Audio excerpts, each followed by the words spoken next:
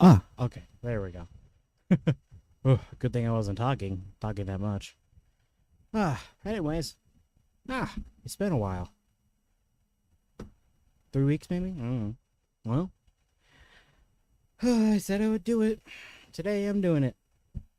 Birthday stream, going and possibly cataloging a majority of my gaming history. Um I don't think I'm going to get through all of it tonight, but I'm probably going to try and get through most of it, and then I think I might do a stream either tomorrow or on Monday because I'm gonna be busy with a wrestling thing over the weekend. I'm pretty sure I won't be back until Monday. So if I get it done tomorrow, good. If I get it done on Monday, great. Well, good. Either way. But anyways, here we are. We're going to do our thing. So let's see here. I'm just going off of what I remember. Uh I'm not gonna ask if anybody can fill in the gaps for me, but I will say that it's definitely gonna be something that I definitely have been thinking about doing for a while, and figured I might as well get it done. So okay, okay, good, good. So gaming history. So let's not. So I don't know why I have this pulled up. Hold up. Let's do that. Will come later. Okay. So currently, let's start from the very beginning. So the first game I remember playing as but a wee young lad. Oh, Sonny! Oh God, no! I was expecting you to show up. Oh no! Now I have to. Now I have to be serious for a moment. Okay. So, caught me off guard. I was like, oh, oh am I reading that correctly? Damn.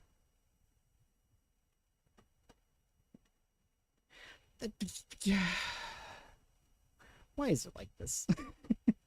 OBS, why are you like this?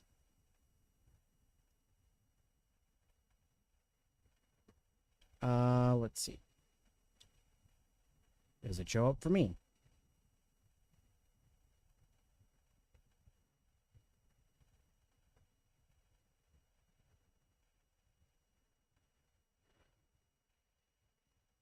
Huh. That's why does it keep doing that? Why does the video download keep doing that? That's weird. Um, Let me see. This does not happen all that much. Uh, it has to be Restream. It has to be. It can't be anything else. Let's see.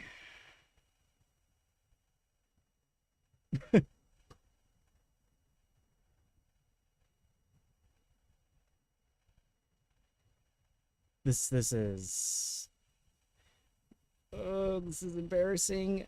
I had this fixed. I legit had this fixed like in my last stream well over 2 or 3 weeks ago. I had this fixed. I don't know why.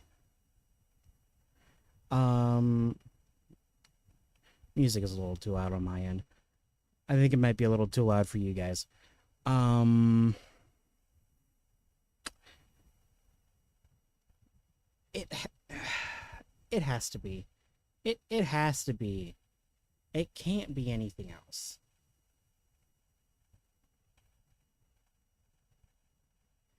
It. This is stupid.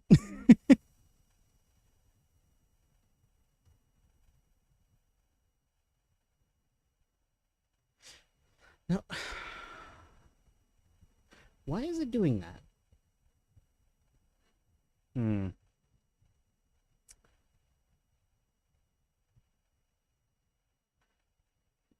Hmm.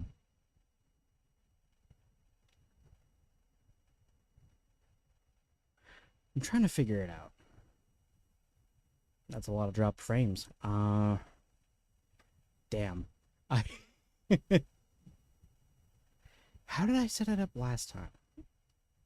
How did I do this? This should tell you how much this should tell you how much I stream. Like, I swear I got this fixed last time. You know what? Let's do this.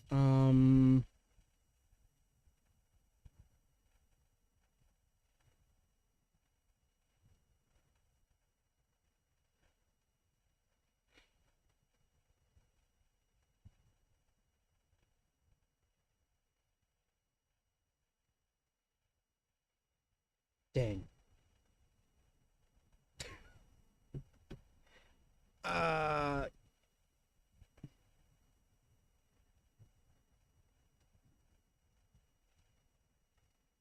hmm. It has to be restream. It has to be. Um,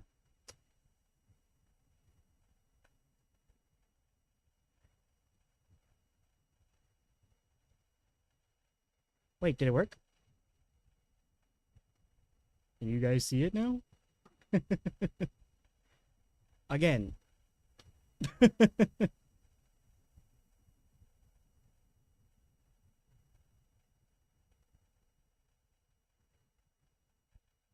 I know I should be checking this.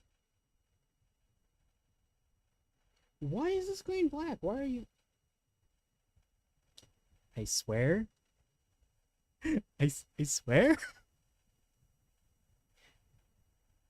It's probably mobile. Archer, are you watching this on your computer? I'm just I just want to make sure that it's probably mobile. Okay.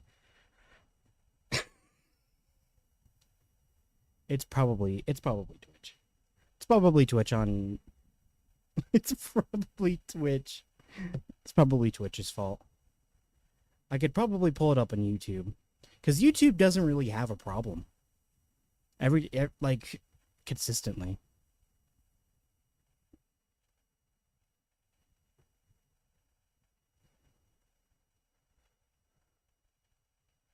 Oh yeah, it did show up. That showed up for me.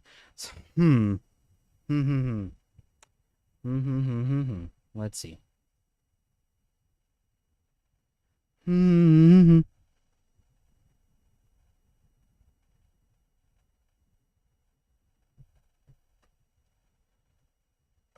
Okay. It's showing up fine on my secondary YouTube channel.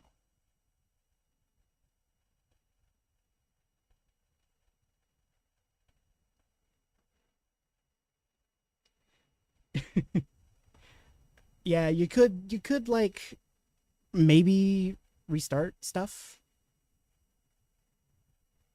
Either that or it's definitely Twitch. Because at this point, I'm not 100% sure. Everything's fine on my end. Yeah, it just seems like it's literally just Twitch that's having the problem.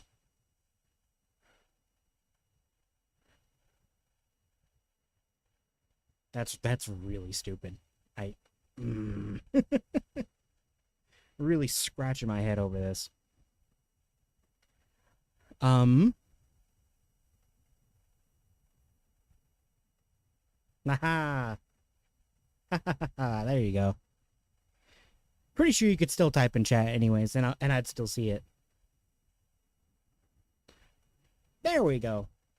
There you go. Now you can see it. Okay, good. Okay. So, okay.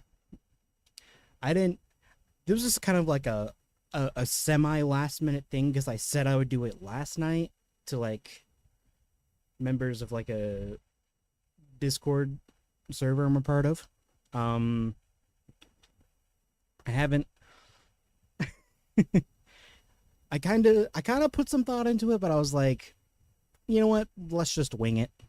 I didn't really get to plan all that much considering most of the day I was either fucking around with Levi and Ender or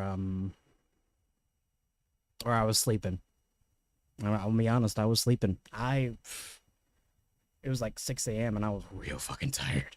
So I was like, yeah, no, I'm going to bed. I need to sleep. Unemployed life. That's what it does to you. Um.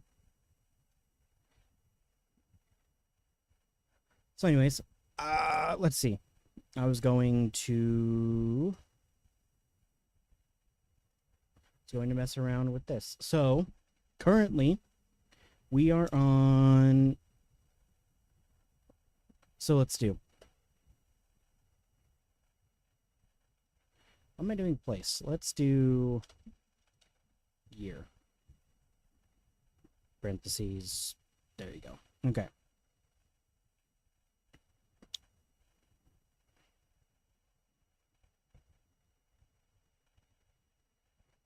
Like I'm sorry, Restream. What are you talking about? Okay.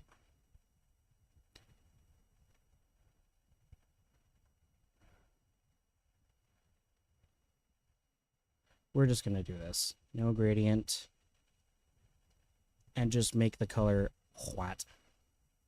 Okay. So currently in the timeline of my gaming, we're gonna start from the very beginning. So the earliest game I remember playing was in, I want to say, 2004, 2005 ish. Believe it or not, it was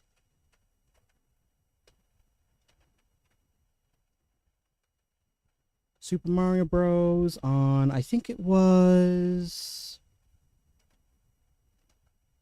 an SNES. Yeah, it was that combo pack you got with Super Mario Bros. And Duck Hunt back in the day. So when we were playing it, I was at my uncle's. I don't exactly remember what we were doing. The only thing I remember is that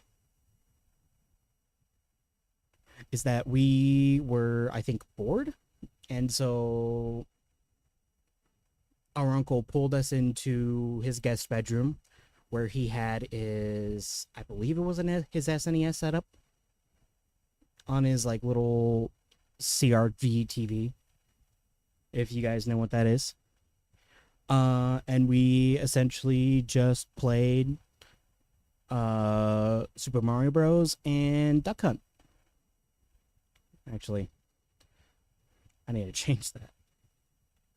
I think the first thing we played was Duck Hunt. Oh. Boo. There you go. Let's see. Come on, get smaller. There we go. Okay. So that's like the first instance of gaming that I remember. It was me and my brother. I think we were like spending the night or something at my uncle's, and we were basically playing Duck Hunt. Might have played it for a few hours, and then I don't know. I think we went back to playing with Legos or something because that's something we did when we were kids. We didn't play a whole lot of games, specifically me. I didn't play a whole lot of games. This is around the time of when I wasn't really playing the games. I was more or less watching my brother play the video games. but I still got entertainment out of watching him play the games. I think that's why. I think that's kind of my obsession was Twitch and gameplay videos started, I guess. I don't know. But anyways, so that was the first game we started playing. And then I think it was like maybe I want to say a couple years later, in like sometime between 2006, 2007. Oop, that is not 207. Is when I got some proper gaming, at least a little bit, into games. At least a little bit of gaming. The first game that I remember officially playing on my own was Crash Bandicoot Warped. Not the first two, not Cortex Strikes Back, which is what people think is good, or the first one, Warped.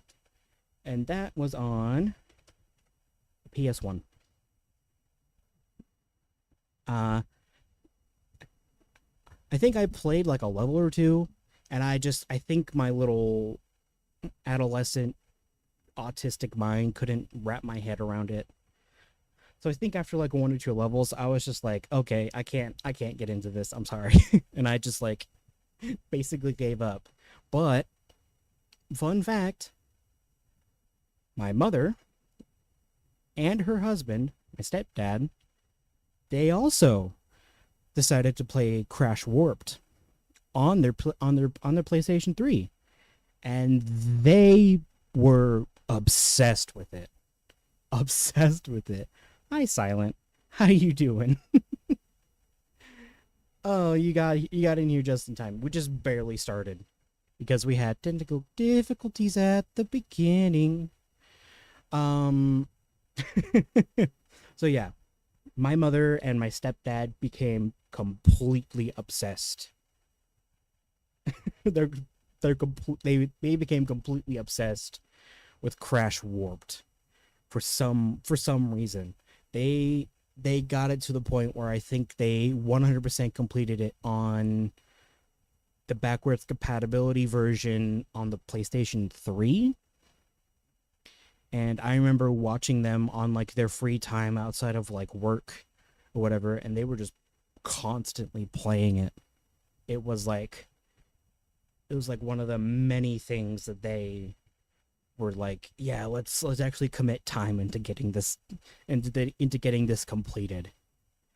I remember sitting down and like basically being like sitting there and enjoying them going through like the time trials of each level and trying to get like at least the gold unks. The gold unks you get at the end. Whatever they're called. I forgot what they're called. I have the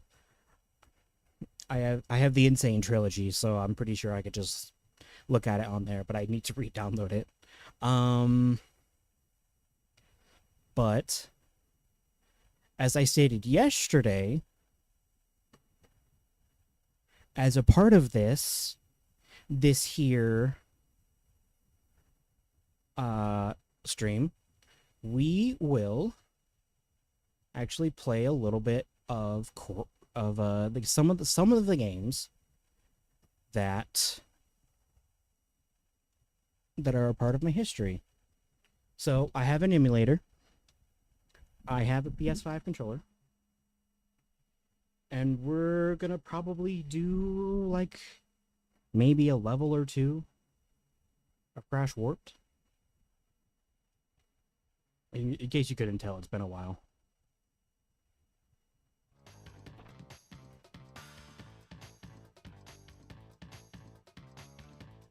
Oh, can you guys hear that?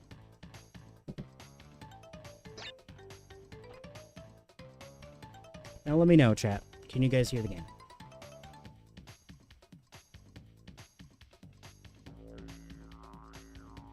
It looks like you guys can hear it.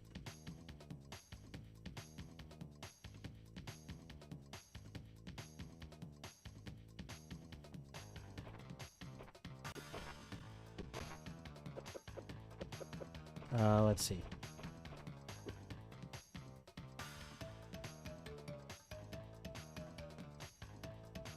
Why is it not showing up?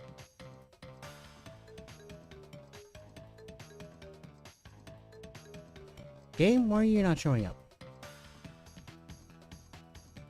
Why is the game not showing up? No! I was so... This is like one of the games I actually wanted to play. Bro, this sucks.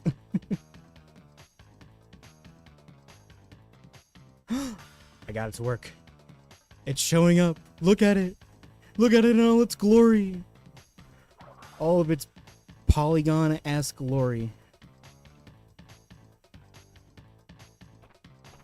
Look at it in all of its polygon glory. This is awesome. Okay. Oh, which levels did I do? Okay, so I did this one. Okay. You know what? I think as tradition, we all should start with Toad Village. That's kind of like the one thing we all start with as a kid. Ooga Ooga and Cortex want Tiny get crystals and bring... Yeah, Tiny, whatever. Anyways.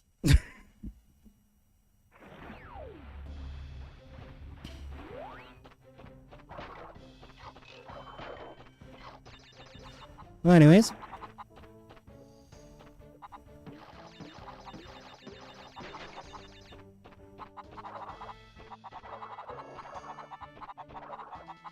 I cannot get the chicken, sorry. Fuck you, go.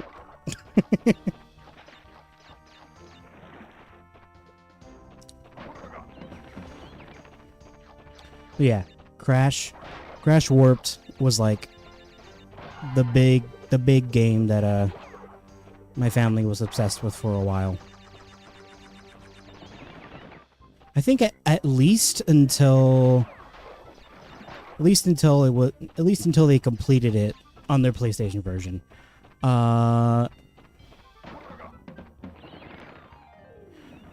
Obviously the first level is always easy.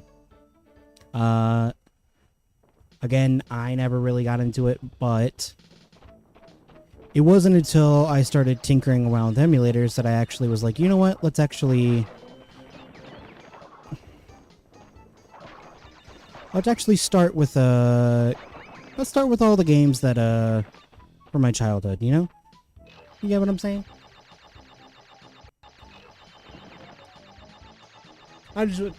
Obviously I can't do the original Mario or Duck Hunt because Nintendo.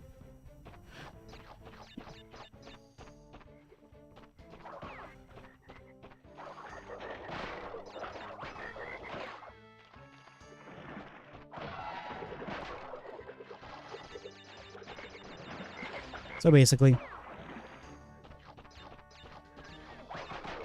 those sword guys really put a damper on some of the time trials that my mother and stepdad had to deal with. It was mostly surprisingly enough, it was mostly my mother, who was like now in her late 40s, that was like really obsessed with the game.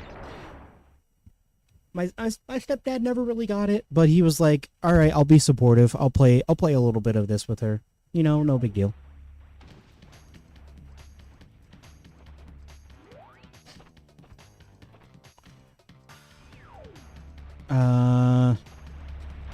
Let's do this Coco one. Let's do this Coco level. This one still like hits differently with my family because it's so hard.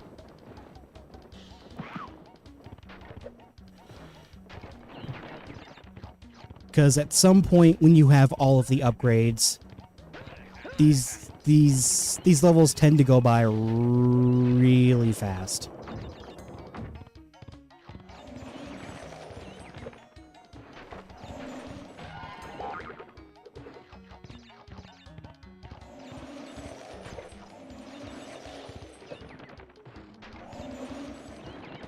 Oh, this one.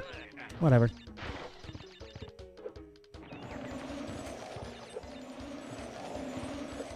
Oop. Now, obviously, not all of these levels are like this. I'm just showing you guys like one or two levels possibly of like this game in particular. But yeah, you have to have like a real steady hand for like some of these levels, because they can get really crazy. Okay, I guess I missed that.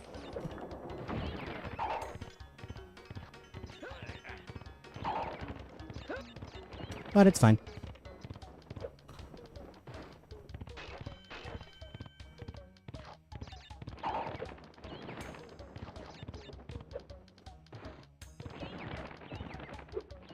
And obviously I didn't get a gem, so, you know, it's whatever. I just want to play the game to play the game. Well, you know. That's like basically the general idea. It's kind of like a weird platformer. There are some levels that are like racing, that are like racing games. They're like kind of like a racer level. And I believe they're in this one and this one. There's also secret levels that spawn right here, but like that's really it. Yeah.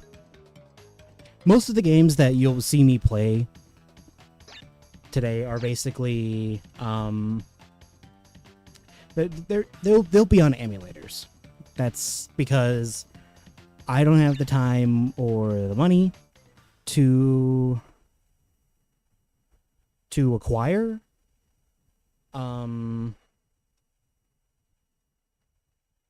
I don't have the time or the money to acquire said games and said consoles, because you could either it's hit or miss depending on what games and what condition they're in once you get them.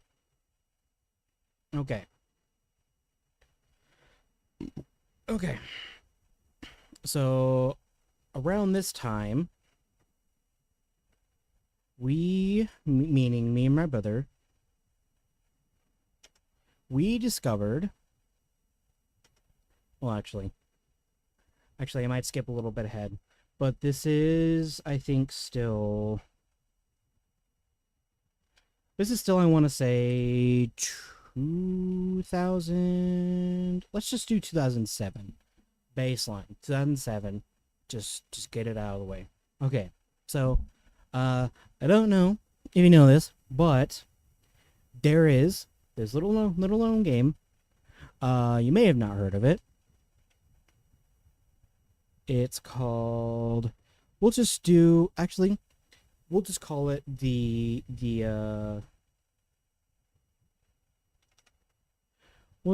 original Lego trilogy. How about that?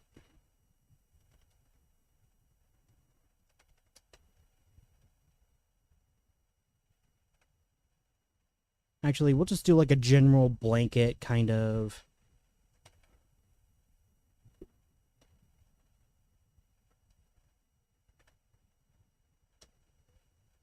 We'll do like, let's say, we'll do like mid 2006 to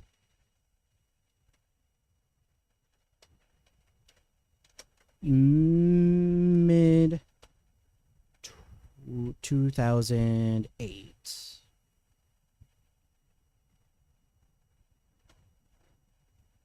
Okay. So if you know. Okay.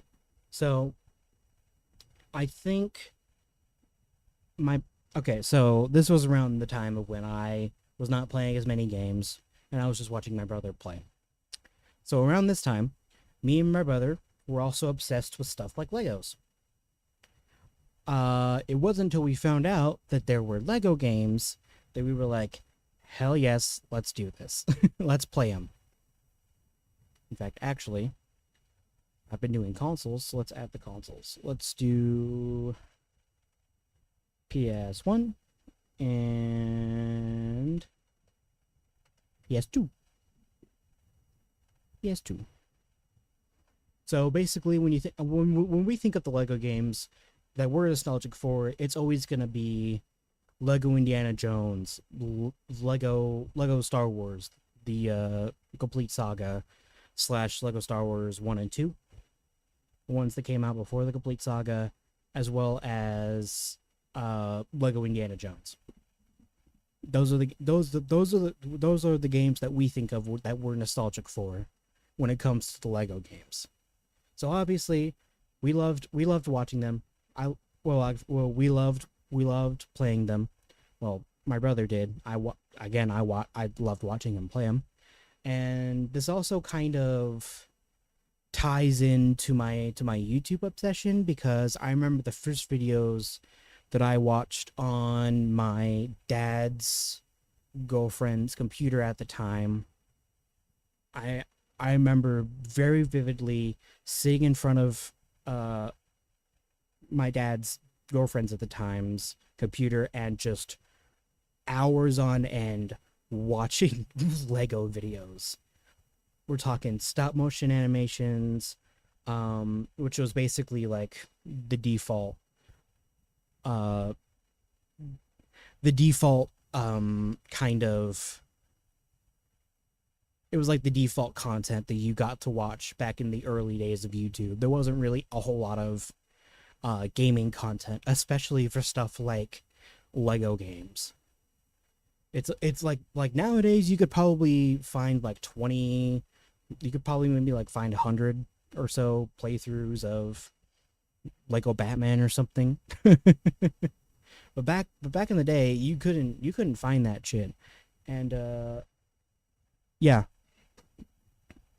with the tie-in to that,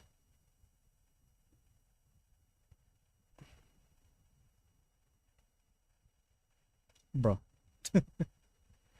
I thought I switched you.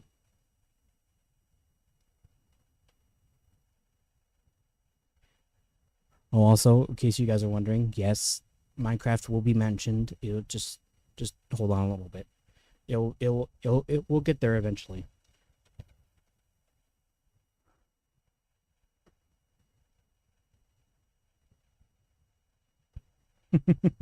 Anyways, so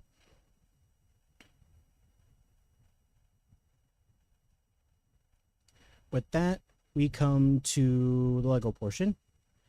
And this also, again, ties into...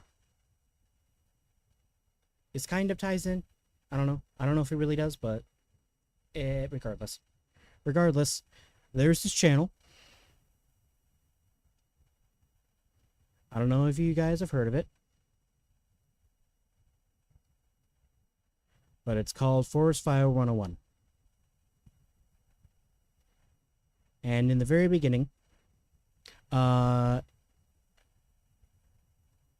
don't know if you guys have heard of him, but his most popular videos are legitimately, like literally, his most popular ones are literally the Duck Song. Like that's legitimately what he's known for. But I grew up on watching his Lego videos.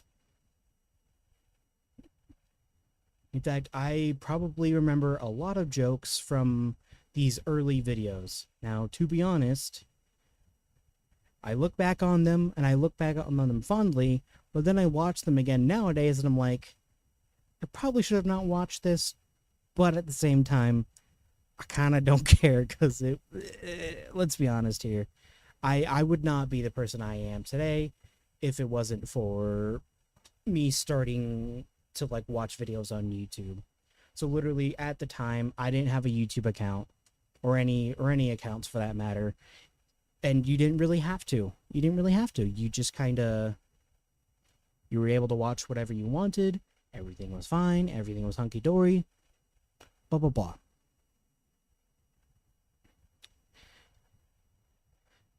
again, it ties into my gaming obsession. And it did start getting there. Um, Footnote mentioned here. I did like a Mario. I did like a Mario for like maybe like half a year or so, around like mid 2008. Um, but yeah, I remember I remember sitting down and being like, "Hey, I actually like Mario. This shit is actually pretty good." Let's see. We'll just keep it up there. We will keep it up there. So, anyways, time to get into the thing that sank me deeper into YouTube. Oh boy. Okay. So, let's say about like if I skip over stuff, it's literally because there's probably some stuff I forget, or I find like other miscellaneous games that I don't really want to mention, considering they're probably not notable, such as Jack and Daxter, like all of these other games that I'm pretty sure my brother has forgotten about. And I will pull it up on my PS. I will pull up. I'm gonna pull up my PS2 emulator right now. Let's see. Here we go. Let's see. It is this one, and we wait for it to load.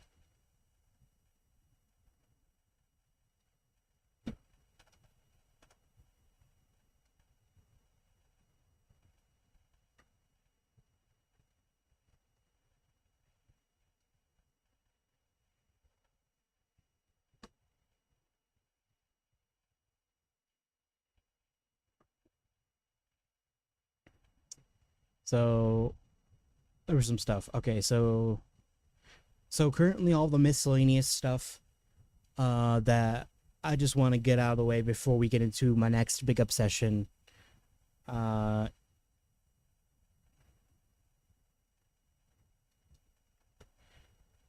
we'll just do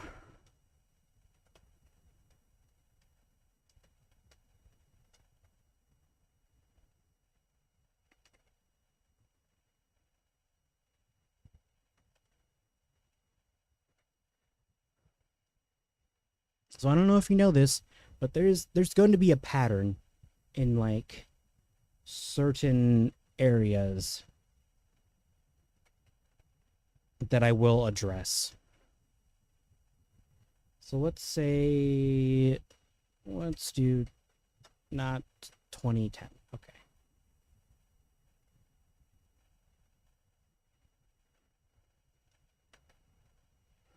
Okay. So there we go. There's that. Okay. So various games.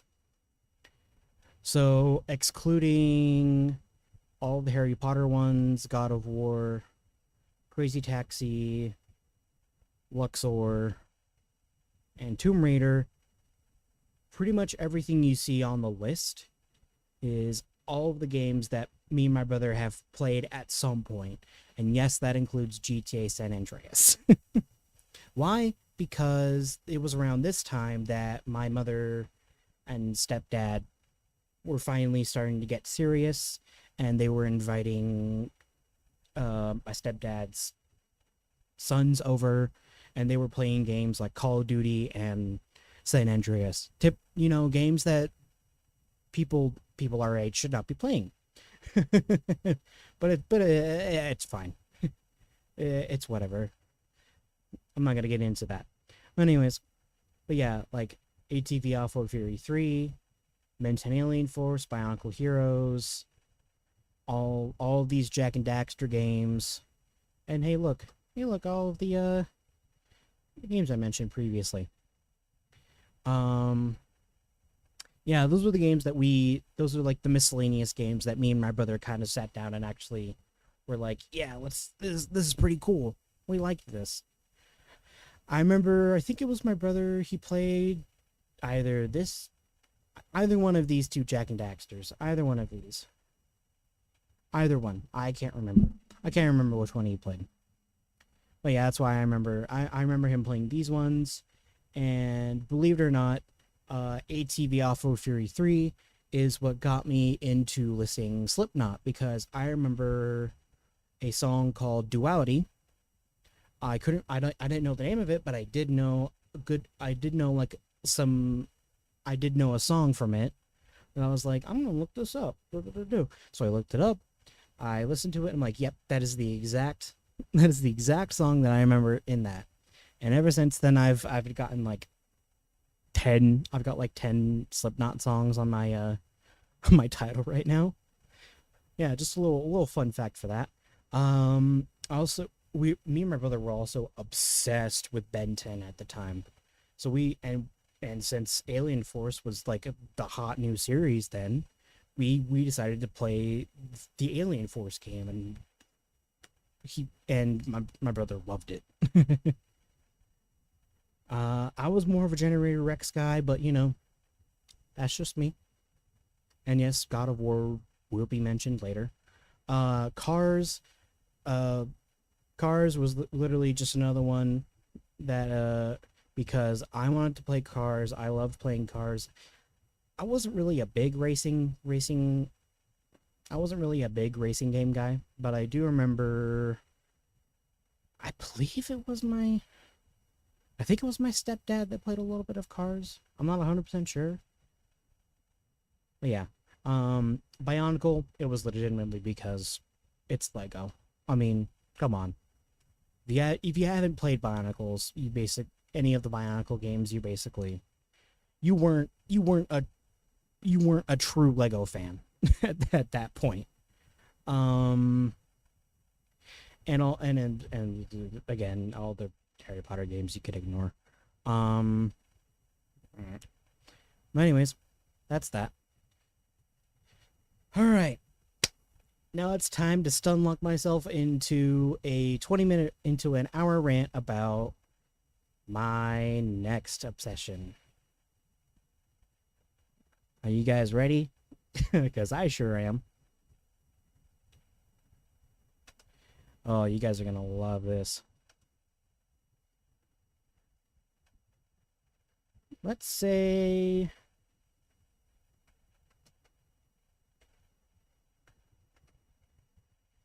So for a whole 2 fucking years, only one game franchise had a chokehold on me. And it was Sonic. Oh my lord, Sonic. Oh my lord, you could not stop me from mentioning Sonic. Oh my god. Crazy, crazy time. Oh man, if you know what games that came out these years, you'd know they were like either they were very much hit or miss, depending on who you asked. So legitimately, one of it was like legitimately when I say this, Sonic was there long before Minecraft ever was. Long before Minecraft ever was.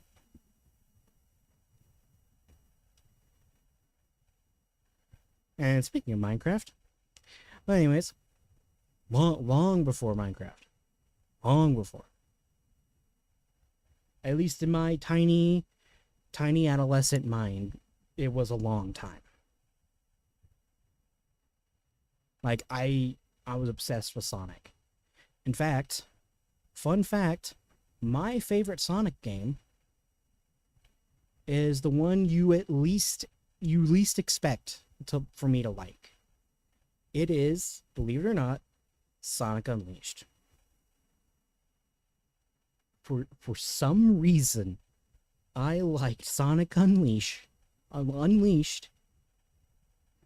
and Sonic Generations. The two at the time, the two most like kind of conflicting games that if anybody said you liked back then, you were kind of like, or do you really like it, or are you just saying that because it's new? You know? But major fun fact, it wasn't until last year, or was it earlier this year? Either way,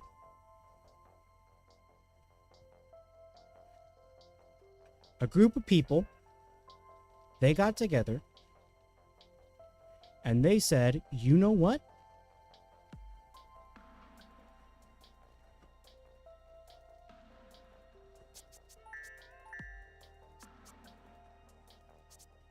Ah, shit.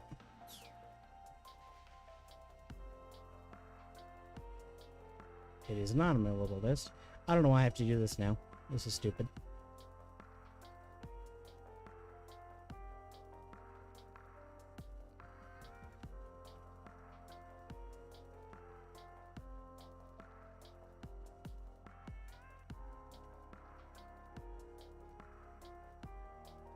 Hold up.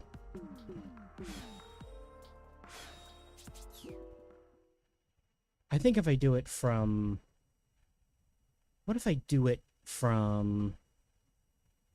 I don't want to do it from Steam. So let's do it this way.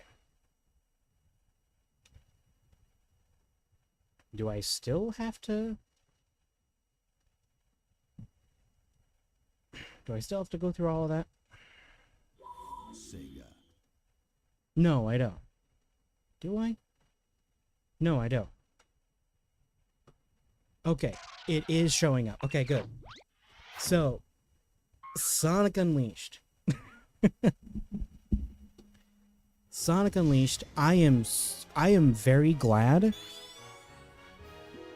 that people sat down and were like, you know what?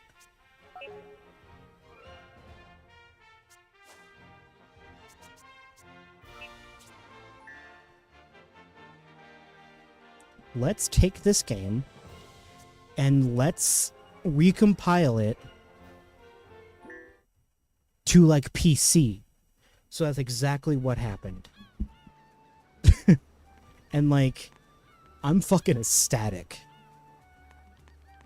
that people actually sat down and they were like, you know what, let's recompile this game and make it PC compatible.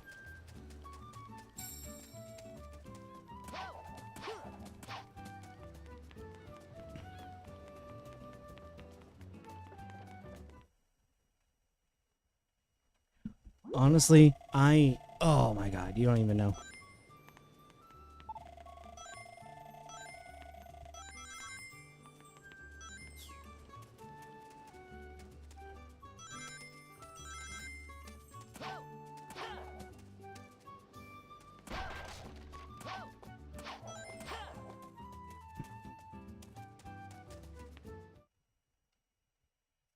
Yeah.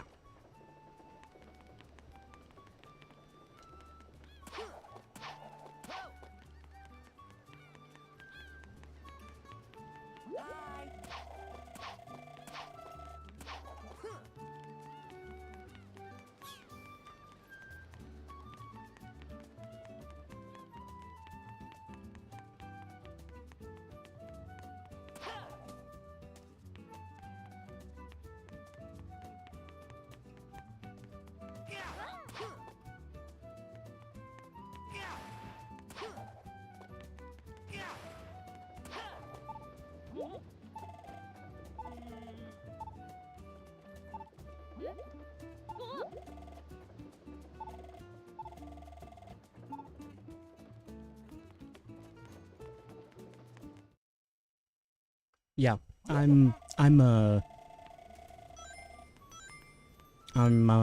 yeah. When I found out about this project, I was like, yeah, totally. I am 100% gonna support this, because this is something. I mean, just look at it, man.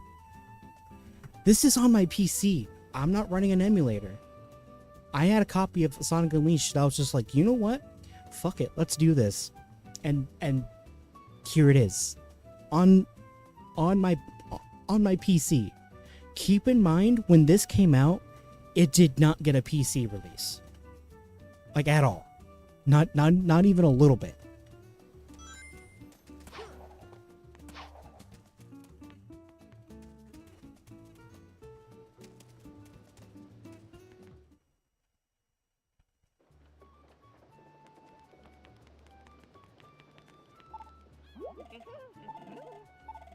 So yeah, I just...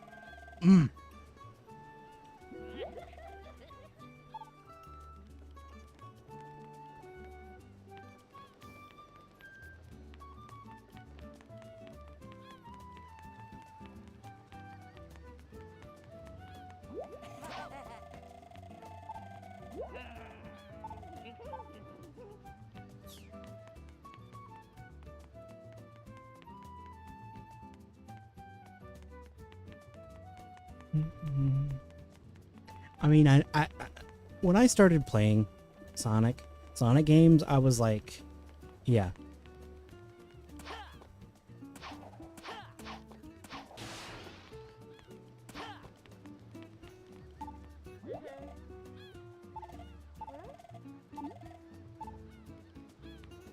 Wait, what did this guy say? Hold on, I was just skipping.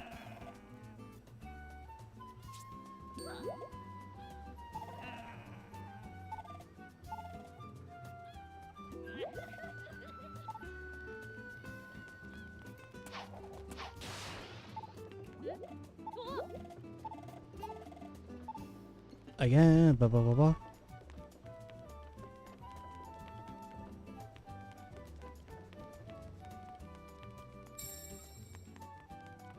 So I already found that one.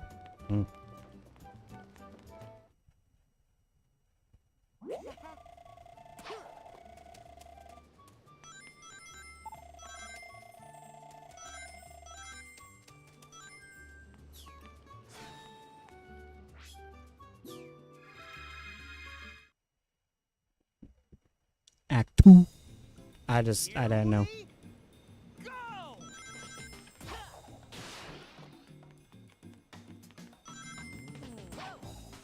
Ooh.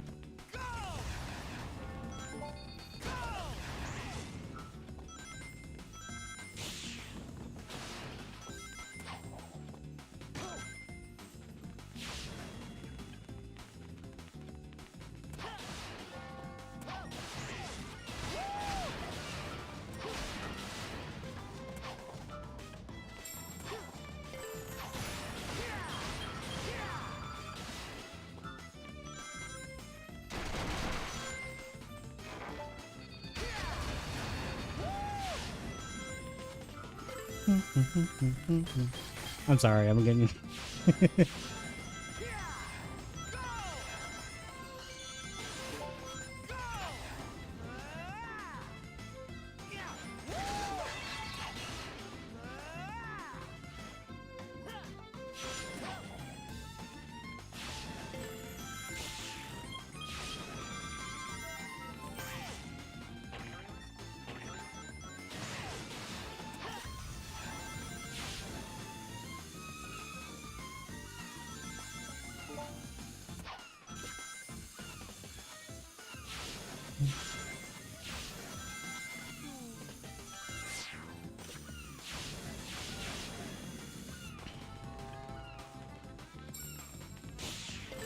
Damn, I missed the middle.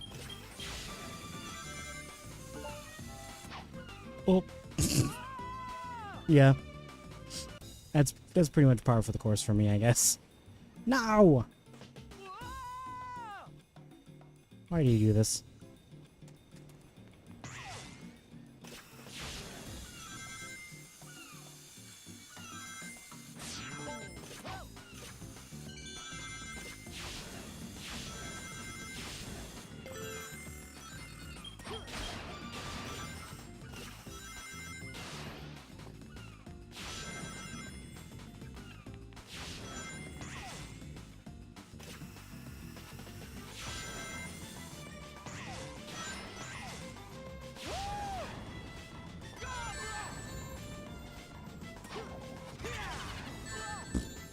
Nerd.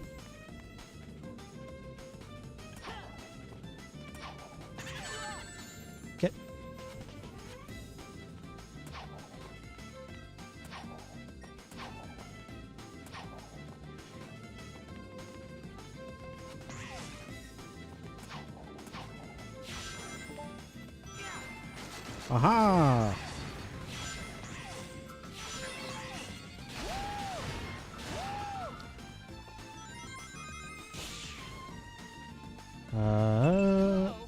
Damn. Well, I missed that. Oh well.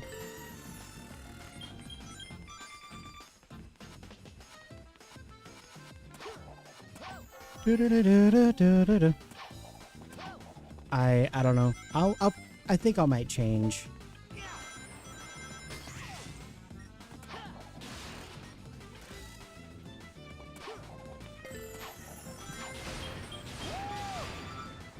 I'll probably change like the game when I'm finished just chatting when it comes to Twitch.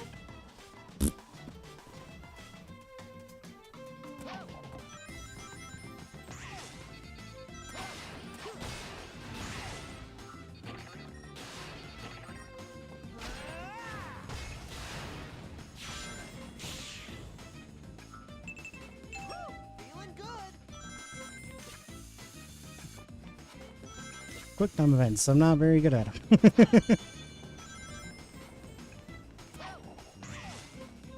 And finally. I think since it took me so long to get to this level,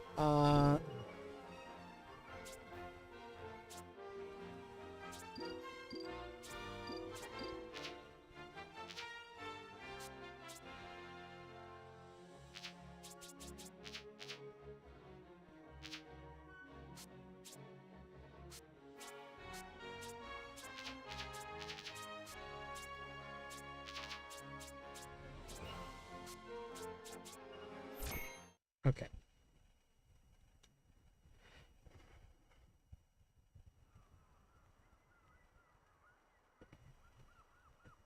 But yeah, Still no luck that's finding the anyone who knows me. that's the gist. Don't worry about I'm very Your glad, story will come back in case you itself. couldn't tell, I'm very glad that Remember people anything ported yet? this to PC. Mm, Like, nope. yeah, Oh, this well. is running natively on my PC, not on an emulator or anything. Oh god. Ah, so nostalgic. Whoa. Sonic?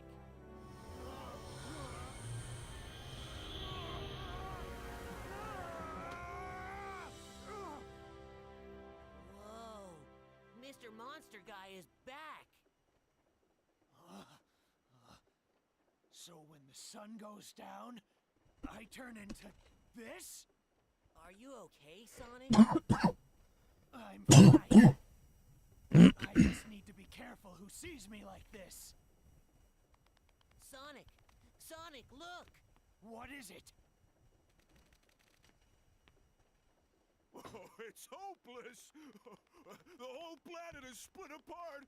We're doomed. Oh. Mister? Hey, mister! Hey, don't cry. Ice cream. How about some more of this super tasty stuff? What good is ice cream at a time like this? Oh.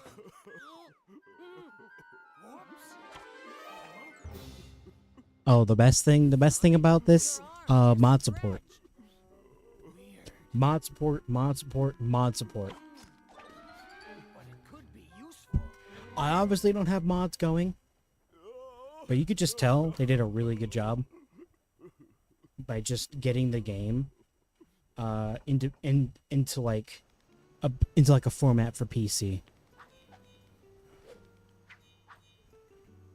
God, I fucking loved the Werehog when I was a kid. Obsessed.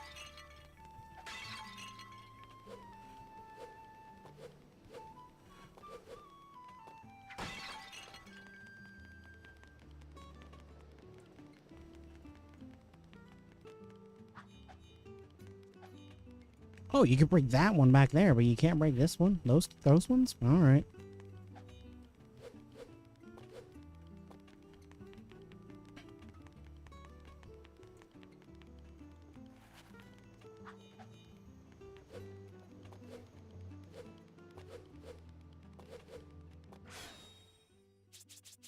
But yeah, you guys get the idea. Yeah, it's all native. It's all native on PC. You can change it to auto. You can change it to Xbox, PlayStation. You can have vibration going. You can set all of the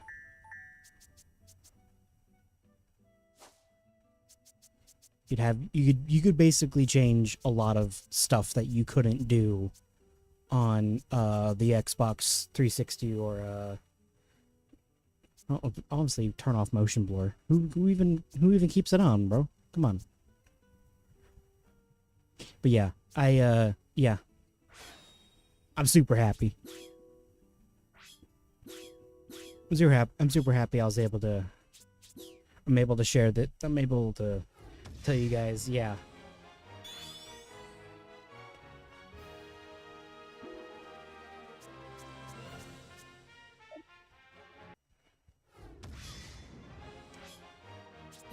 Yes. But yeah, that is Sonic Unleashed. That is one of the few examples of games that I was obsessed with when it comes to Sonic games. Now, to be fair, there were like 2 or 3 games that came out in like somewhere between 2009 and 2012, sometime around that time. I believe what came out was Sonic Colors and Sonic Generations. The first Sonic game I played was Unleashed, and I loved it. I was obsessed with Sonic for literally years. But yeah, fucking love Sonic. Yeah, good shit. Good fucking shit. Okay. Chat. It's come to that part. It's come to that part of the stream.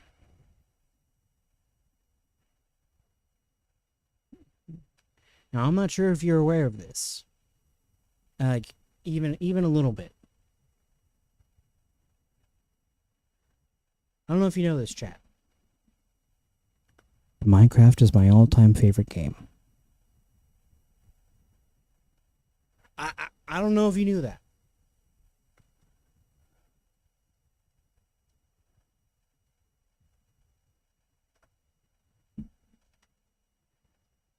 It's time to address it.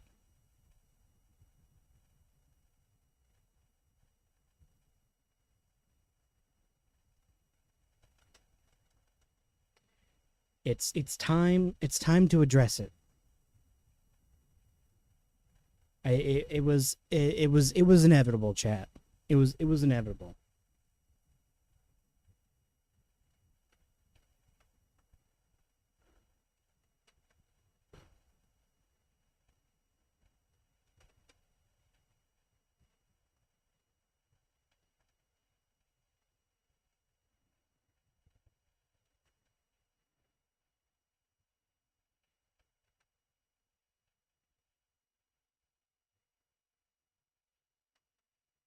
It's kind of inevitable.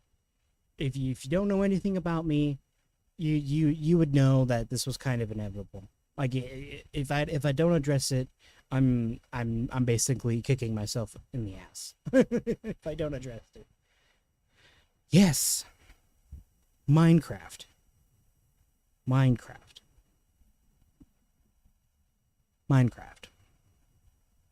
What's there to say? What's there to say about Minecraft? I know what's there to say. How I transitioned from Sonic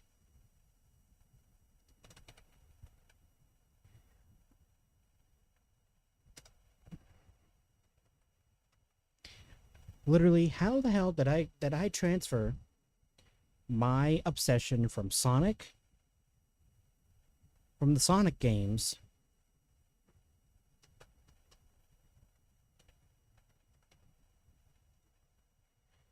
how the hell did I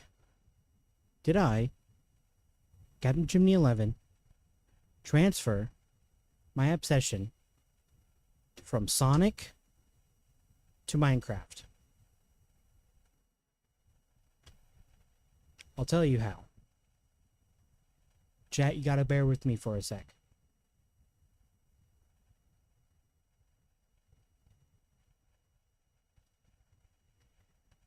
I didn't just be obsessed with Minecraft overnight. Oh, no, no, no. It was something got me into it.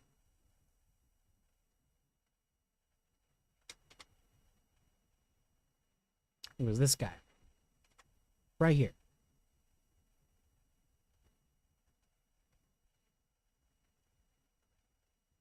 Jimmy Swift 11.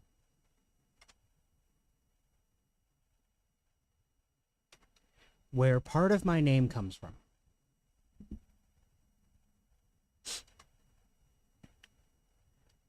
Now, why am I mentioning him? And how did he get me into this? Well, I ran into a certain video of his. Let's see, where is it? It is this one. Right here. The Sonic versus Shadow video. Oh, fuck you. Fuck you, ads. Get out of here. This one. This video. Right here.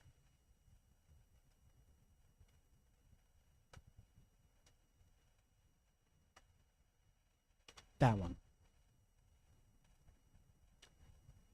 I saw his playthrough of Sonic Generations, and I became obsessed with him. In fact, pretty sure he's the reason why I got a YouTube channel. With my original YouTube channel. My first one. My main one.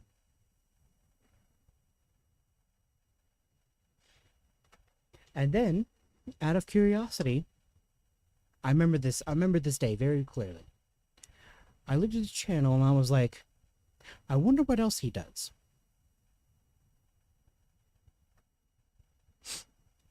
And needless to say, yeah.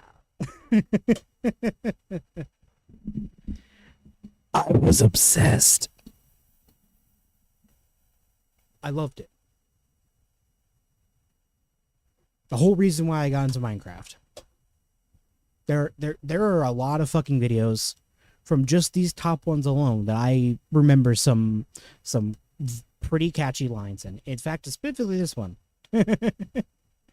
I think I've quoted this a few times because I recently watched it within the past 2 years and I was like, it still holds up. I love it. All of his mod reviews. I remember sitting down and watching... What was it? It was the Minecraft Files Season 4, 5, and 6.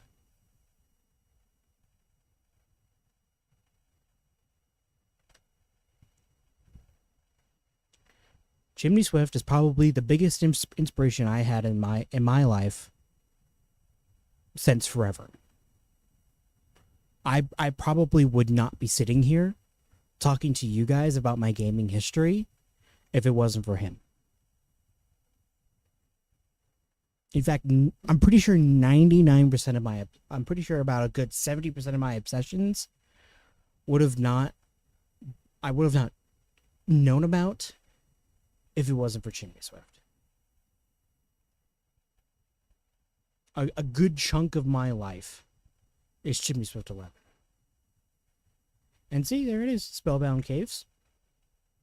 That's why I also am obsessed with the Spellbound Caves map in Minecraft, because of Chimney Swift.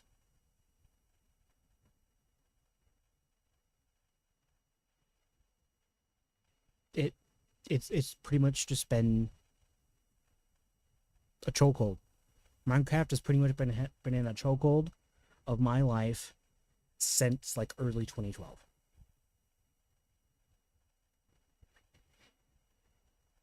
And it is thanks to this guy in his 30s, who now has a kid and a wife, by the way. He didn't have either when I started watching him. He didn't have a wife and kid. He wasn't married, and yeah.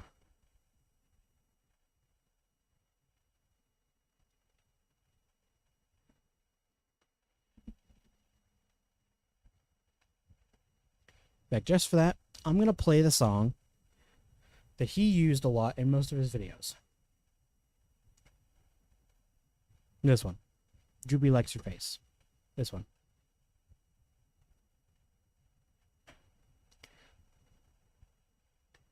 That's why I like that song. It's because he played it in a lot of his videos, including his mod reviews and his Minecraft File series. In fact, it's when I found out about him doing Attack of the B Team that I sat down and I watched a ton of Attack of the B Team.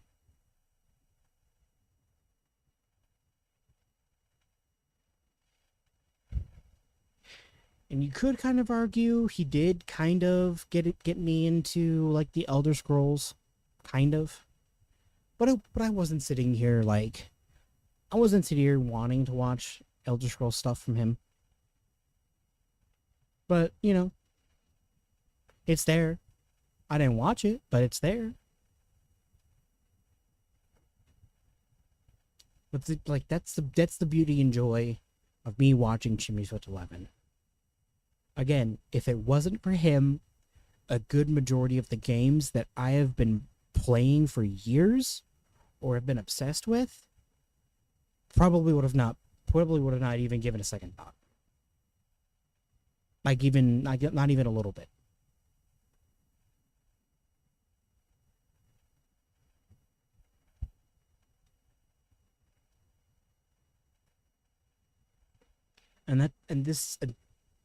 I can't stress this enough. Again, Minecraft, Chimney Swift 11, I can't.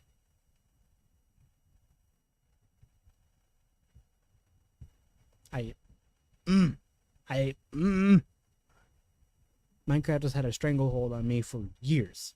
Like well over a decade. 13 years at this point. Yeah. And those early years were crazy because when it came to Minecraft, I played 2 versions when it came out, which is why I haven't revealed what I was playing at the time.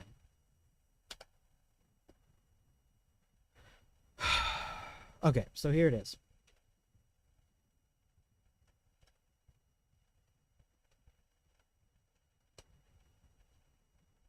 Now you may be thinking, am I going to go PlayStation? Or am I going to go Xbox?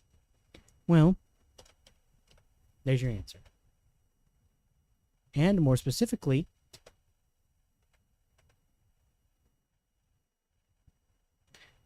this is when I started playing on Xbox.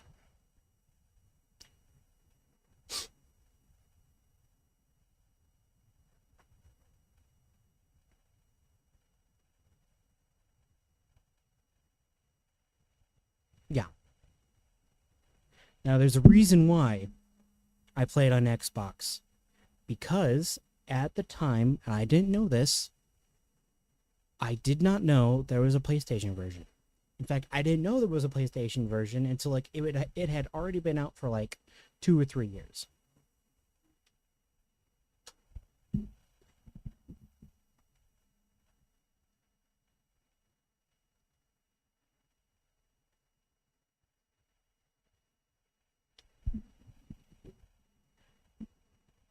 But yeah, I could talk about Minecraft for hours. But regardless, I'm kind of skipping ahead a little bit. But just know, Minecraft is a big inspiration for me. Now, we're going to skip back a little bit.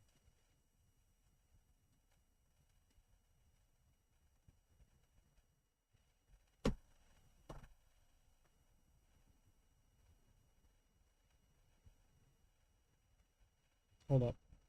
Mother's trying to call me.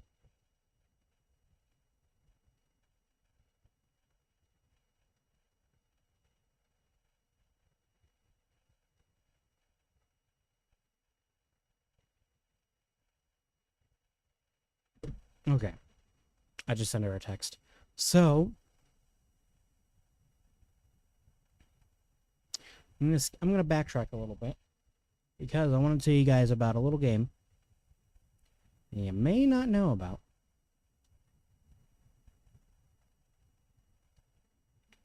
It is called, and I wish Levi was here to hear me say this. It was called Little Big Planet.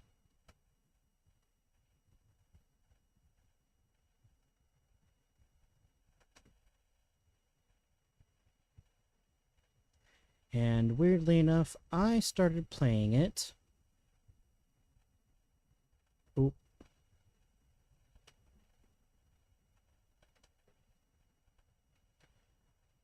I started playing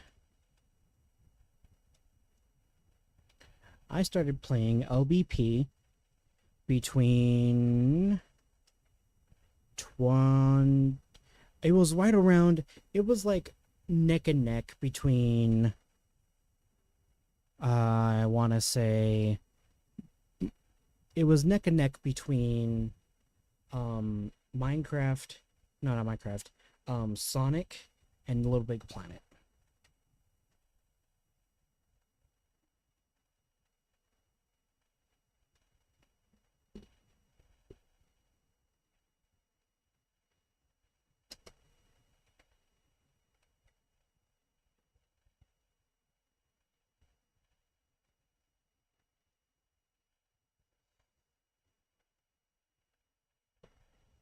Okay. Little Big Planet. Little Big Planet was a very, very fun game. In fact, I'd even dare say that at the time we also had LBP2. And we played it on the PS3. Not the PS32. PlayStation 3. My brother it was like LBP was the first game me and my brother played a lot together, and more specifically together, and not just I watched him or he watched me. Sometimes because it was like the first multiplayer game that we could just sit down together and play. Oh my god. And the best part about it, they made a Sonic Unleashed pack. My little adolescent mind was fucking blown. It fucking blew up when I found out that they made a Sonic pack for Little Big Planet. I was like, I want that so fucking badly, and I want it now. You could not stop me from wanting the Sonic pack, the Sonic Unleashed pack. Oh my god. It was like one of the many things I wanted in life back then. One of the many things that I wanted. I was obsessed with it. Here, let me just show you guys what came in the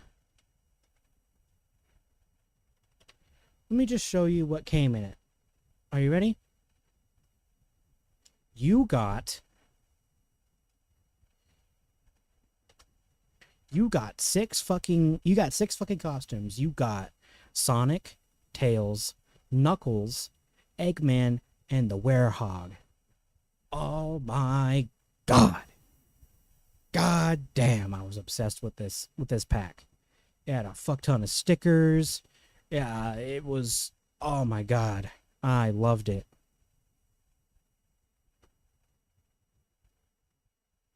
I mean, look at this shit. Awesome. I loved this pack. You couldn't stop me from using the Werehog because, I was obsessed with the Werehog. I used his shoes as like, I used the Werehogs. It's actually not the Werehogs. I used Sonic's shoes as like the main, as like a part of like a main IRL looking like outfit that I had for myself. And again, now that I'm 25, I can tell you, I have Sonic shoes. But they're the movie shoes, but that'll come later. Regardless, I was obsessed with this pack.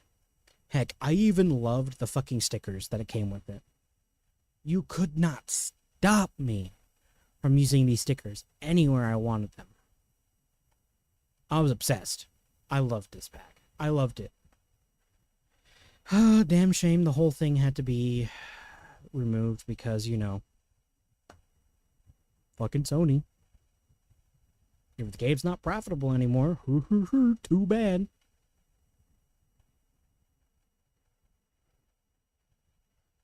Like, yeah, chef's kiss. I loved it. I loved this pack. I loved it so much. God. LBP was the shit. It definitely, I'm pretty sure if it wasn't for LBP, I definitely would have not had the creative juices going into Minecraft because I was obsessed. In fact, I'm pretty sure there was some inspiration with all the skins that I make because of because of Little Big Planet and Little Big Planet 2. I never really played 3, but I'm pretty sure by the time it came out, I wasn't really that interested in Little Big Planet anymore. But yeah, Little Big Planet was definitely something else for me. I loved it. I loved Little Big Planet. Damn shame the servers had to be removed, but thankfully, because of the community,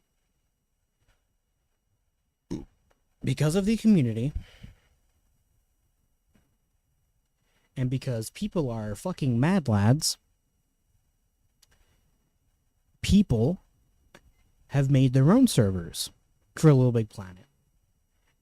And in case you weren't around last year, or earlier this year, when me and Levi played a little bit of Little Big Planet 1, I believe, or was it Little Big Planet 2? Either way, if it wasn't for the mad lads that created the LBP servers, the new ones that are privately owned, I definitely would have not been able to get everything I needed to play Little Big Planet again. And I'm pretty sure Levi agrees with me. I'm pretty sure if he was here right now, he would agree with me.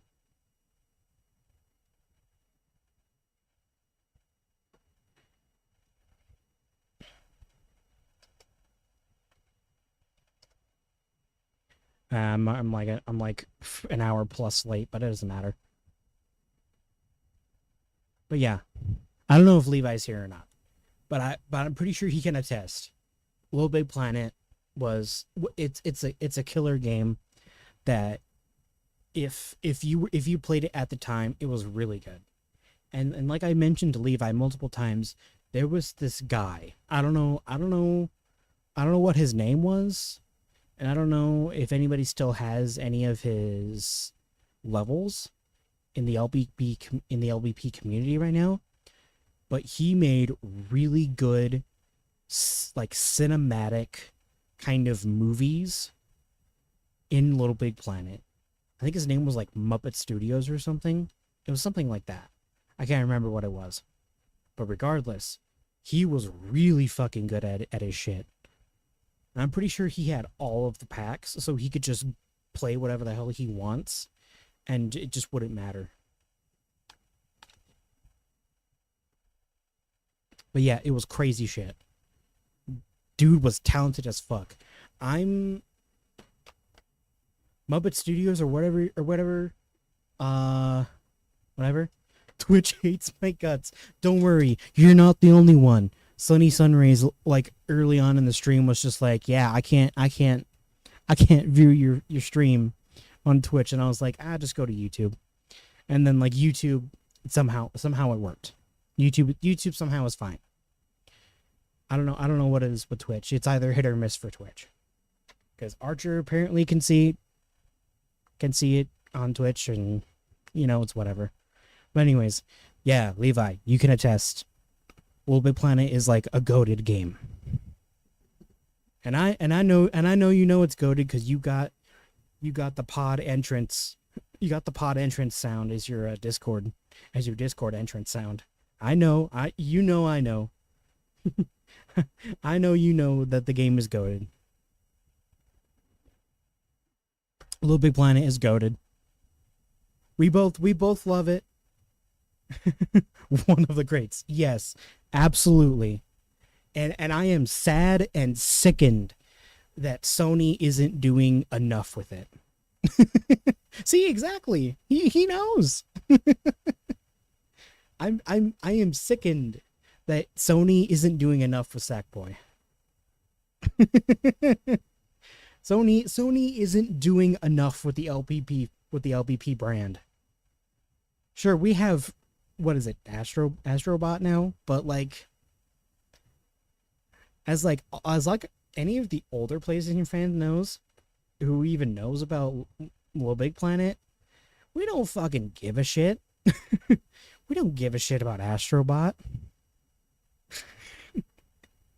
we just want more LBP.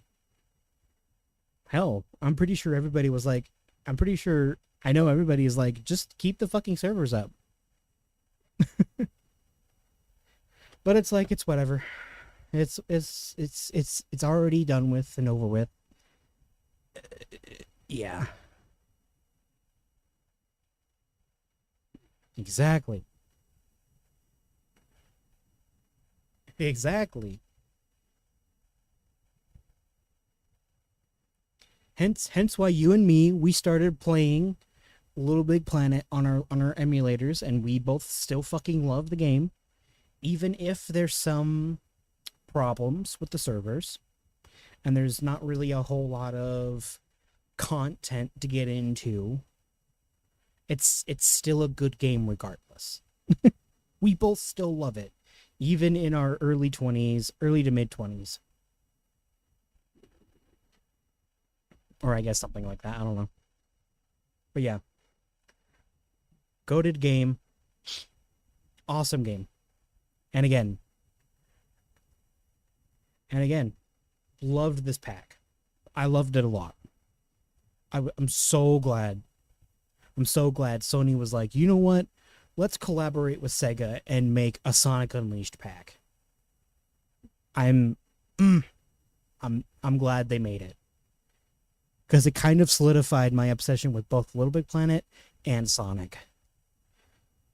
And again, you could not stop me from using these fuckers' shoes for my main costume. You couldn't stop me.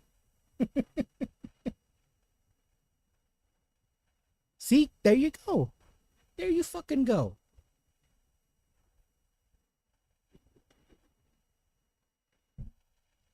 Again, it's just a goated game. One of Sony's greats that they tend to forget about, including Sly and all those older games, but they're not profitable anymore, so they don't care. But you know, Sony, apparently they're allergic to money nowadays. Or is that some other company? I don't know. Regardless. Gah. Bwah. Pa.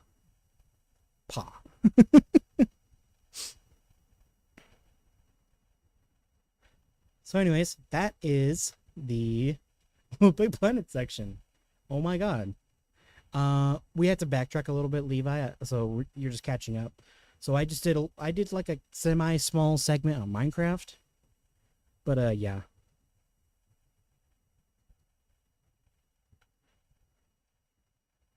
Let's see. So let's move on to the next gaming franchise that had a big fucking chokehold on me. From, I want to say, it was mid... No, wait, it was... Lart.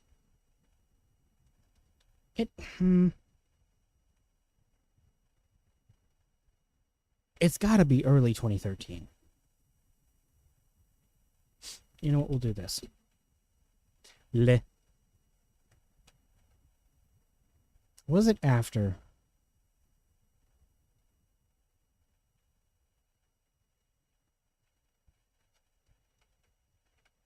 Let's do late.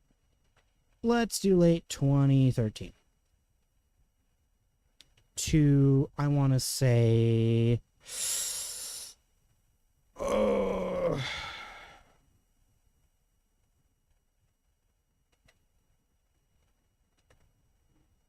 let's do 2015. Yep, there we go. Okay. So, from 2013 to 2015, from late 2013 to 2015, I started playing this little game. May have not heard of it.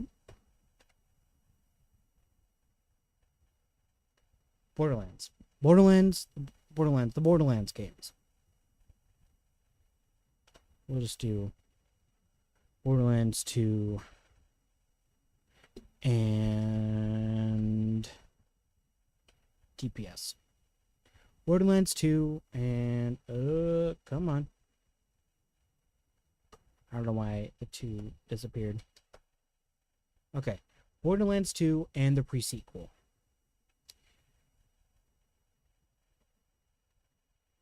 I don't know what it was about Borderlands and Borderlands the pre-sequel that brought me into the shooter genre, but somehow they fucking did it and it fucking worked.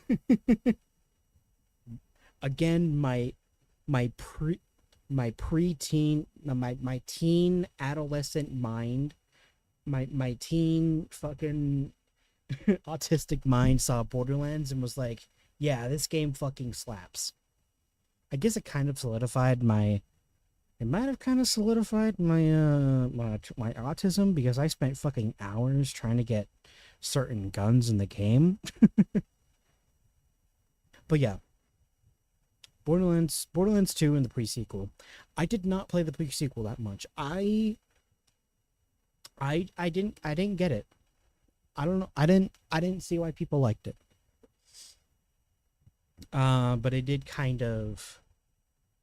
It stopped getting content around 2015 purely because the studio that was making it shut down.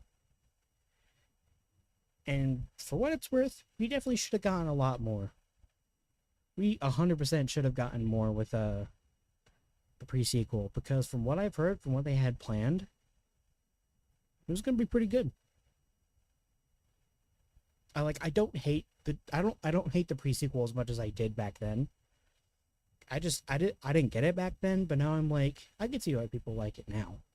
I can see why people liked it back then. Borderlands 2? Oh my god, Borderlands 2. I loved it. I love Borderlands 2. It's within my top 10 all-time most played games that I actually liked. I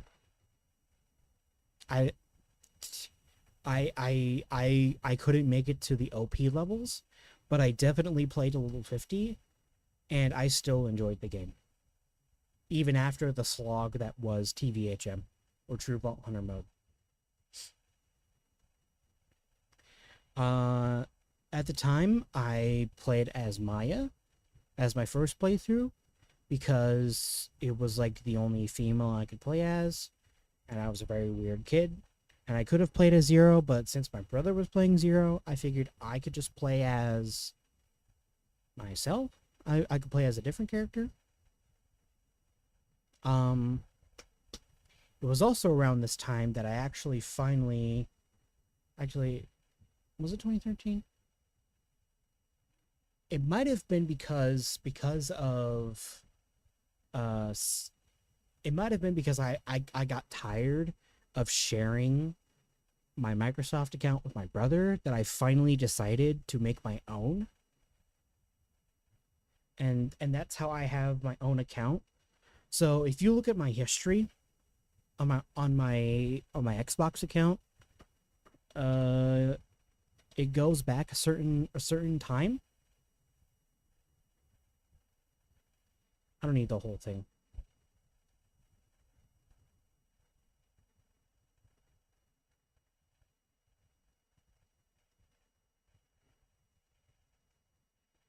Let's see.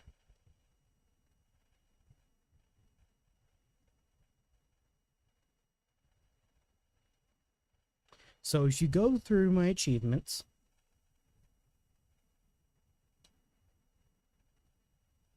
and this is just to basically clarify some stuff. Let's see. Xbox. Okay. So if you go through my achievements, by the way, this is my Xbox account. I don't know if you guys know about it, but yeah, this was not my original name. My original name, and you'll see it later, it was very long. It was literally Captain Chimney, and I think it was like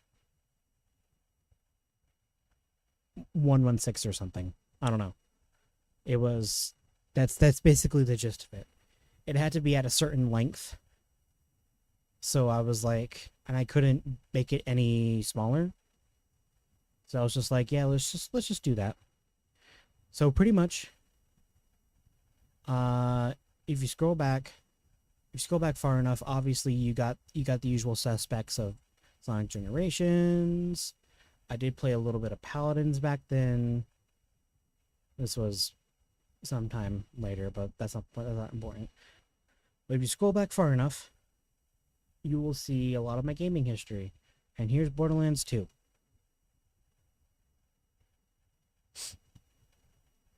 All of this is vanilla. All these achievements, vanilla. I didn't do anything wacky. I didn't do anything special. It was just vanilla. I have no idea how many hours I put into it, but I put in a lot of hours. Like too many hours of Borderlands 2. I loved Borderlands 2 when it came out. You can see all the games that I played on the on Xbox. Hey, look, X360 version of Minecraft.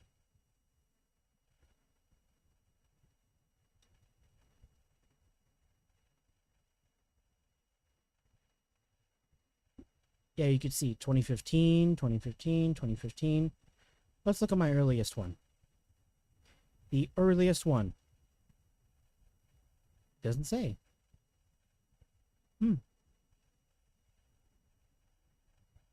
What's the earliest one that's actually tracked by date? So, yeah, 2015. But these are obviously earlier.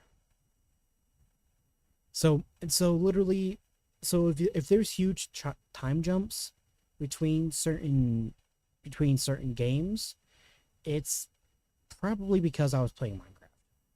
Again, Minecraft had a huge chokehold if I wasn't playing a certain game. Again, if I wasn't playing a certain game, I was playing Minecraft. You essentially chalk it up to that. Again, there's Lego games. Oh yeah, I need to talk about that. That's neither here nor there. It was also around this time. I think it might have been earlier. Ugh.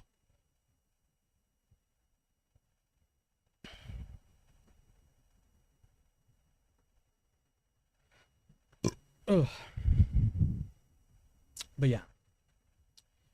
Borderlands, I loved it. I spent countless hours farming bosses, raid bosses, farming certain enemies to get a certain gun, and to get it in a certain way that I wanted it. Which, by the way, most of the time was literally just me getting it. First drop, I got it. I was just like, okay, this is acceptable. Let me try it out. But yeah, I took hours trying to get a double penetrating Unkempt Herald. I spent hours trying to get like an Infinities, conference calls, like all of the usual meta guns that are and are still meta today. But people are just like, but nowadays, back then it was like, oh, if you didn't have it, you were not cool. But now it's just like, oh, you have one? Great. Yeah. Real good. Yeah. That's real nice. Yeah, times have changed, man. Times have changed when it comes to the Borderlands community. And yes, ever since then, I have played ever since I played Borderlands 2, I have played Borderlands 1. I loved that game. I got a character from level 1 to max level, and I defeated the original Cromrax. That was pretty fun. I posted the kill on my Instagram. I don't know if you guys are aware, but let me just show you.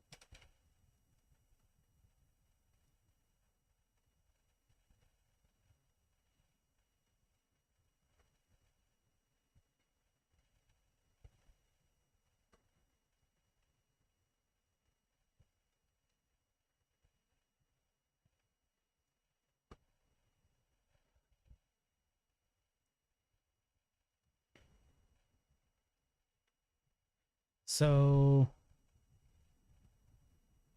yeah, 2019.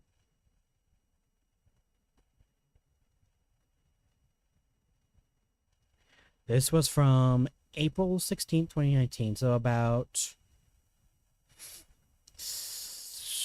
a week or so after they released the enhanced version of Borderlands.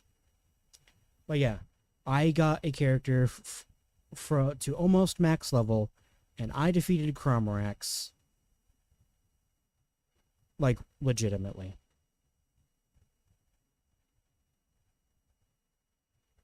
I mean, look at this. Awesome. Awesome. Oh yeah, no, my name was Captain Jimmy 7. Because I'm pretty sure at the time the 7, I was like, 7's a lucky number, so let's do that. Yeah, that's like way early. Way. This was long before I even changed my name. So, like, yeah, crazy shit. Crazy fucking shit. And then like a few months later, I played BL3. I loved it. Again, I didn't spend a whole lot of time on BL3, but when I did, I enjoyed it. It was just when I came to like a certain part of BL3 that was like, ugh. Which is like basically what everybody else thought. So it was like, whatever. But I'm getting ahead. I'm getting a little bit ahead. So it was like early 2015 to like late 2016. We had a huge fucking drought in games that I liked to play. I don't remember 2015, 2016 that much. I don't remember a majority of the time. I don't even remember majority of the games that I played during that time. So we will just call this. We'll call this length of time.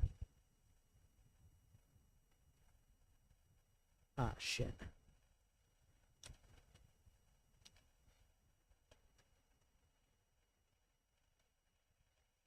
We'll just call it the...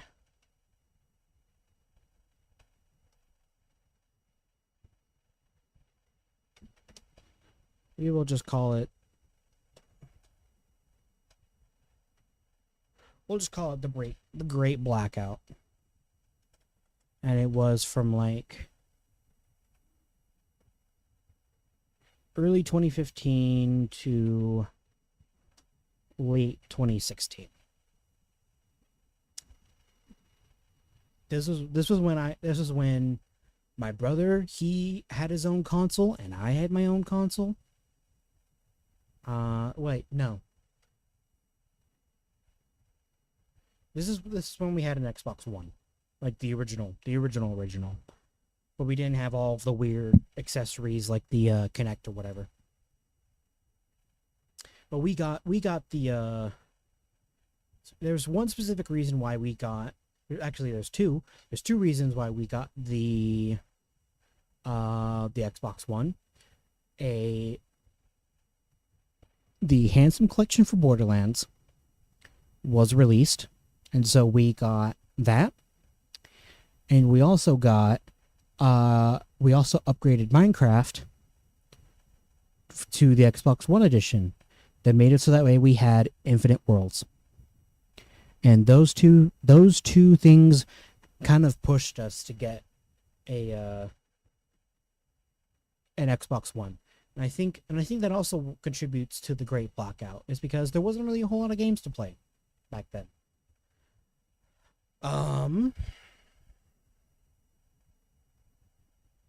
Weirdly enough, now that I'm just remembering this, there was a game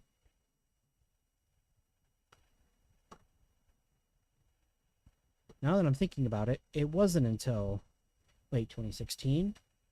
It was until late 2015 that we got this. It wasn't until like 2015 that we finally got an Xbox One. And granted, the Xbox One, it had already been out for like 2 or 3 years at that point. So yeah, pretty much all of like 2015. Actually, what am I doing with this convoluted?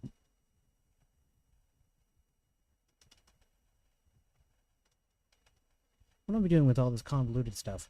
2015, Great Blackout. Pretty much no other games were played because we only had like a couple games we could play.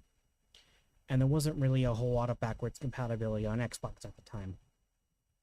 So, pretty much the only games I could play, specifically me specifically, the only games I could play were Minecraft and Borderlands 2.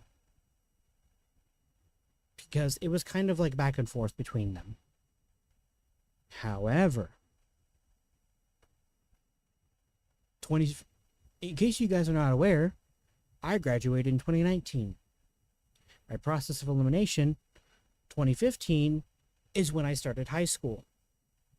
I met a really good friend of mine. His name was Corey. He introduced me into a little game franchise. You may have not heard of it. I don't know if you're aware of his existence, but he got me into Fallout 4. Specifically, he got me into Fallout 4. I'm gonna be honest here. I know people are gonna be mad, but I like Fallout 4. There are some problems with it. Don't get me wrong. There are some problems with it. But overall, Fallout 4 was a really great experience. It was a great experience for me. Now, granted, I've watched my brother play Fallout 3.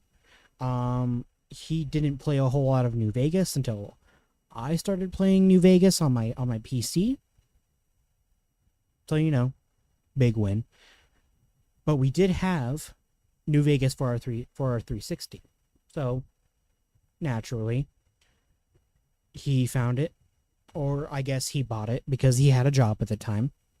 He got it and he started playing it, and I think he liked it just as much as I liked 4. I thought 4's gunplay was very good.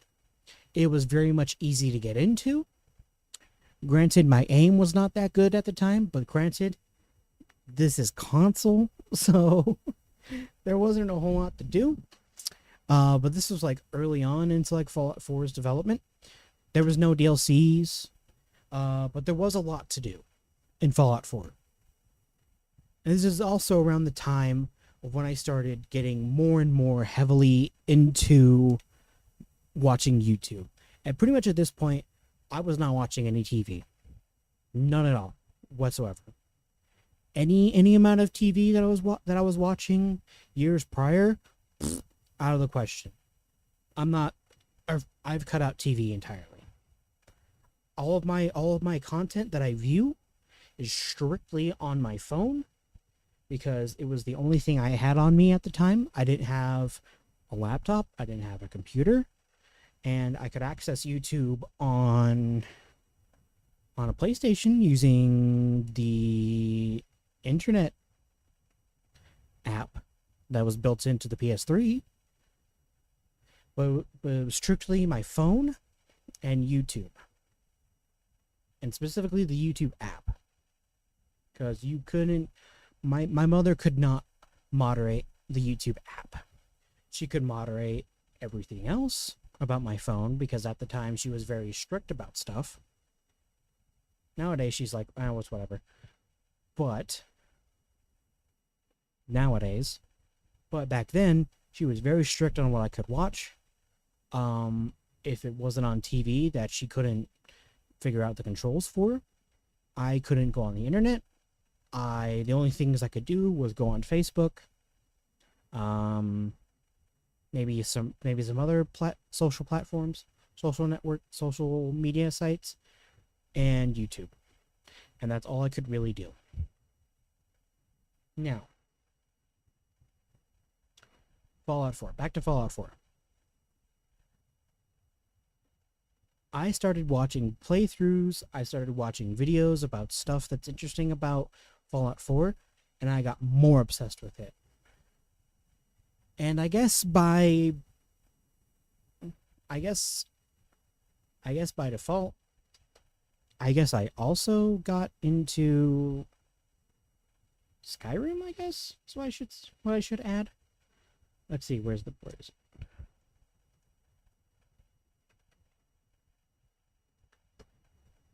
Yeah. So yeah,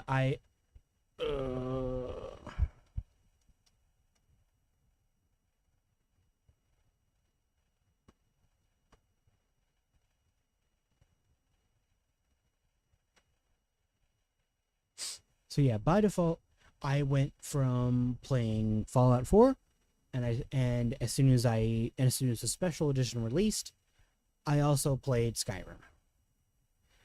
In fact, I still have the poster of the Fallout, the poster I got from getting Skyrim Special Edition. I still have the poster that I got from it. I believe my Special Edition copy is somewhere around here. I just don't really care to look for it.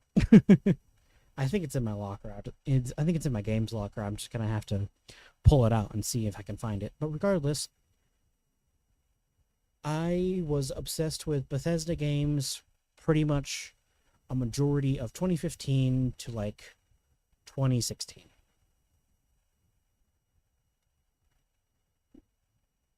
But I will say I did love that they had mod support. They added mod support like within like 4 or 5 months or was it like 2? It might have been like a month or so into the release cycle of Fallout 4. And I remember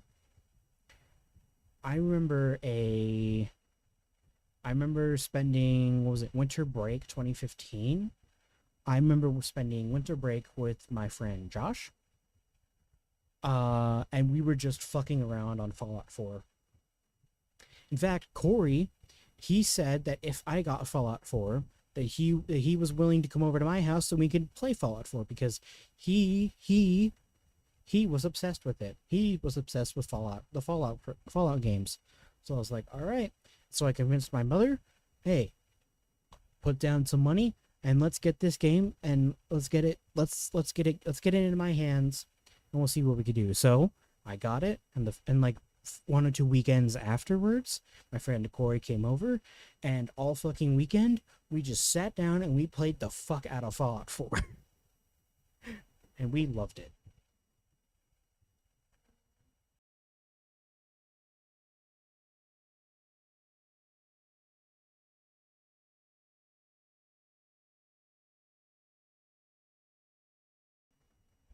So yeah, we sat down, we played the shit out of that game all weekend. And then Sunday night, we returned him home, and everything was hunky-dory. Damn shame that by the end of my at the end of my sophomore year, not sophomore, what was it? Freshman year. Um, he was bullied out of. This is kind of like. It's kind of like a sad thing to say, but he was bullied out of our high school, the high school that me and him went to. There were some things that should have not been posted on Facebook specifically, and let's just say it did. I think it changed him, for the worst. Corey, if by some miracle you're watching this, I hope you're doing okay. If you want to message me, you can. Just letting me know that you're okay and you're alive, because I feel like I didn't do enough to protect you in some way, and I feel like also the school failed you as well. And that's probably one of the reasons why I switched schools for my junior and senior years of high school.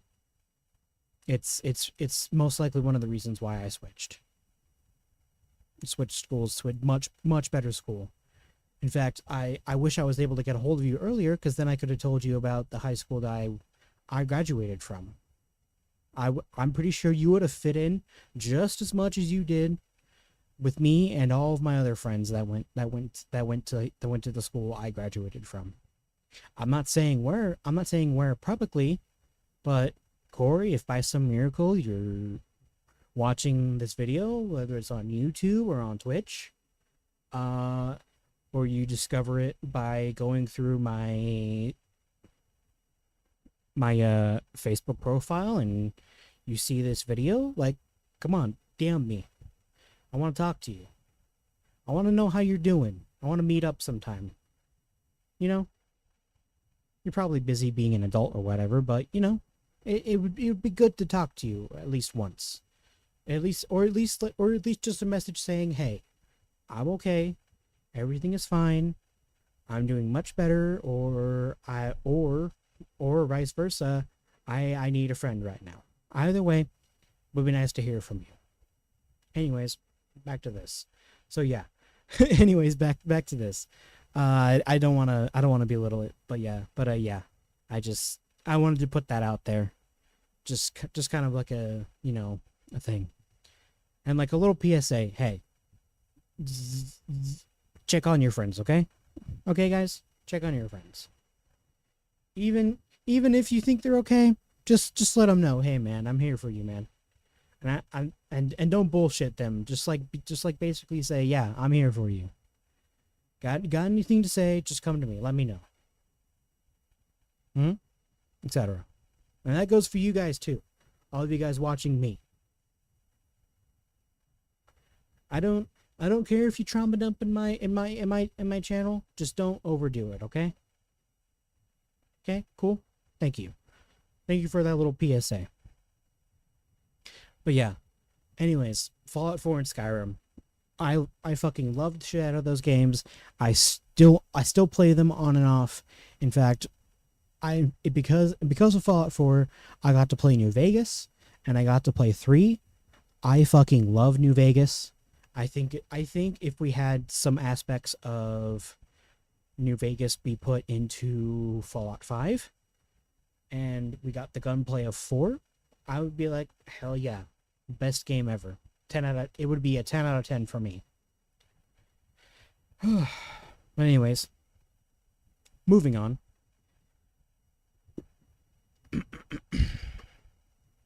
Anyways, late 2015. Okay. So, I think it was late 2015 to late 2016. We had a very great blackout where I was only playing Fallout 4 and Skyrim. Those were like the only games I was technically playing. It wasn't until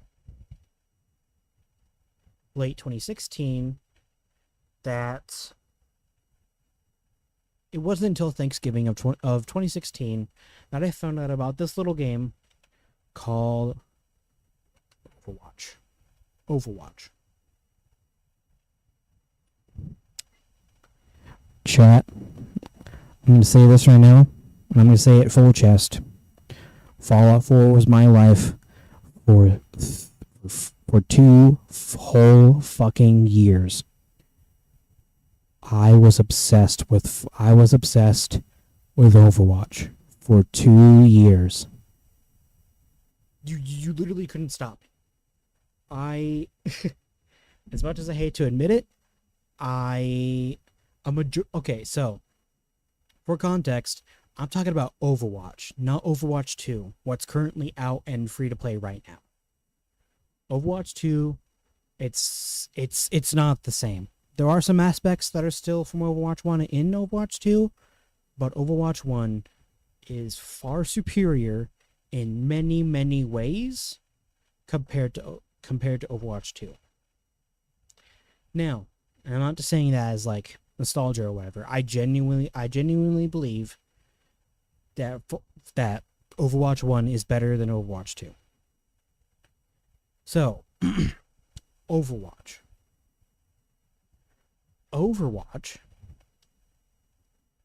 was a very serious game for me, because at the time, it's a very pivotal game for me, because at the time, the only games I played, like a good 99% of the games that I had played pre-Overwatch were just single player.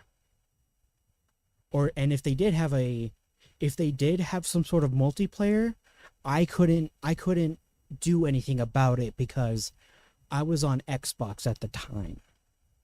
And I don't know if you know this, but ever since the original Xbox, you had to pay to play online. And I believe it wasn't until like 2017 that you basically they didn't have to play. You didn't have to pay to play online for PlayStation. But I don't know. Regardless, Overwatch was a big fucking deal for me because not only did I not have a job, I'm saying this is a pretense to everything that comes afterwards. I did not have a job. I had no way to earn money in any way, shape, or form.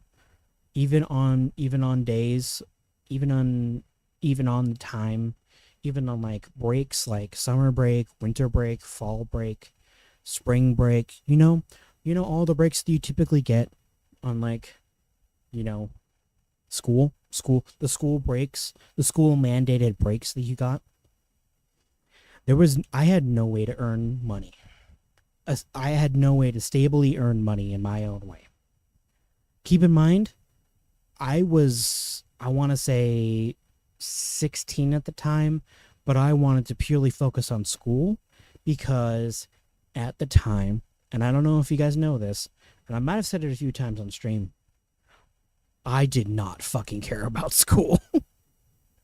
I could care fucking less. I could have cared fucking less about school. Especially around the time I played Overwatch 1. I did not care about school. And the school that I went to, as I said earlier, wasn't the best fucking school to be around. It was not the best it was not the best fit for me to be in that school. And it's a public school. I just have to say that right now. Public school, it did not give a shit about anybody who wasn't a top athlete or they weren't earning the school any amount of money. So if you weren't a theater kid, if you weren't an athlete, or if you weren't somebody on the honor roll, they did not give a fuck about you. Seriously.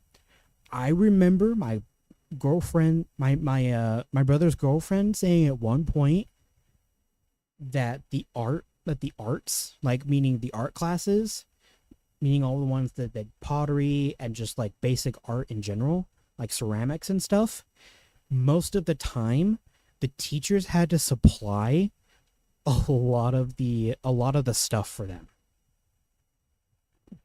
Oh, like seriously. They could literally shell out thousands of dollars for the theatrical arts, but no, God forbid they wouldn't shell out a penny or anything to like actual arts, like, you know, like paintings, ceramics. Yeah, they did not care. They did not fucking care about anybody who wasn't an athlete in theater or in the honor roll.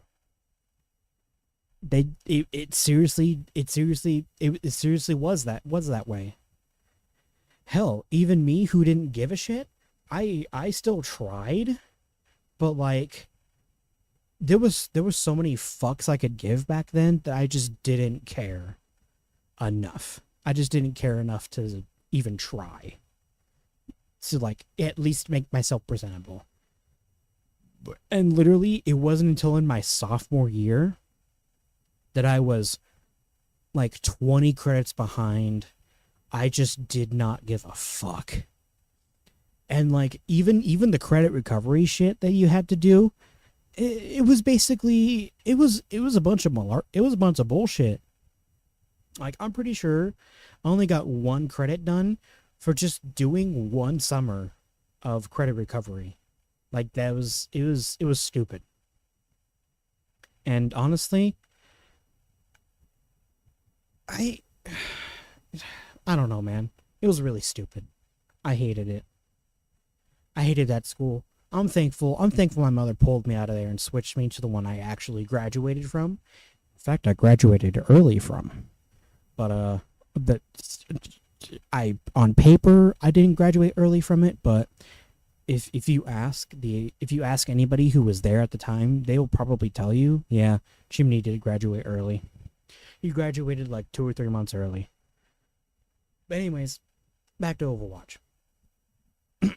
So Overwatch, it was a very pivotal game for my gaming history, because not only was it multiplayer, I also had to ask my mother about getting me Xbox Gold for at least a year or two, which back then was it was cheaper, much cheaper. I think it was like $80. So it was like $80 for a whole year. Worth it. You know what I mean? It was much cheaper than it is nowadays. Oh man, how times change. But anyways, so in terms of money, I didn't have a job, so I literally had to beg my mother to be like, "Hey, can you set aside some money for me to not only get this game, because I think it was $50 at the time." Yes, it was a paid game that had microtransactions in it, which weren't, to be honest, they weren't as egregious as other games with microtransactions in them. But anyways, it had microtransactions. You paid for the game, and if you were on console, specifically Xbox at the time, you had to pay for the service, the online service as well. All those factors made Overwatch a very expensive game.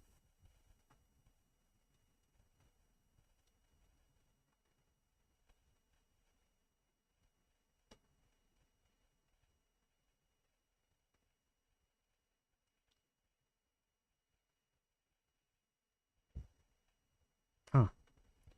Well, everything's fine on my end.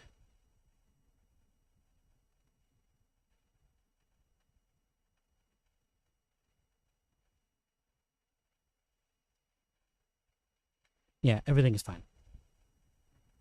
I guess it was just the network. It was the network being a doofus.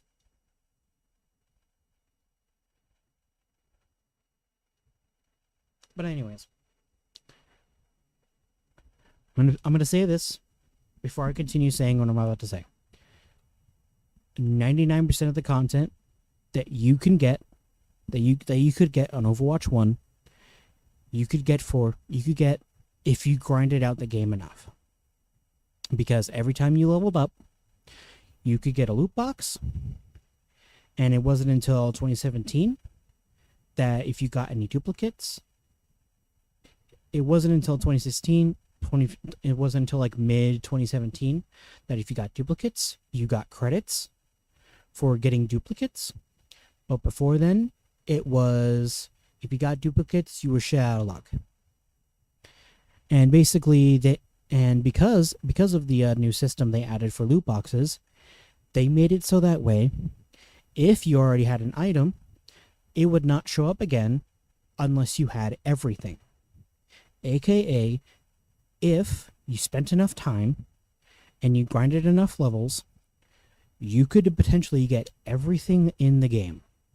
Everything. Every cosmetic, every spray, every emote, every highlight intro.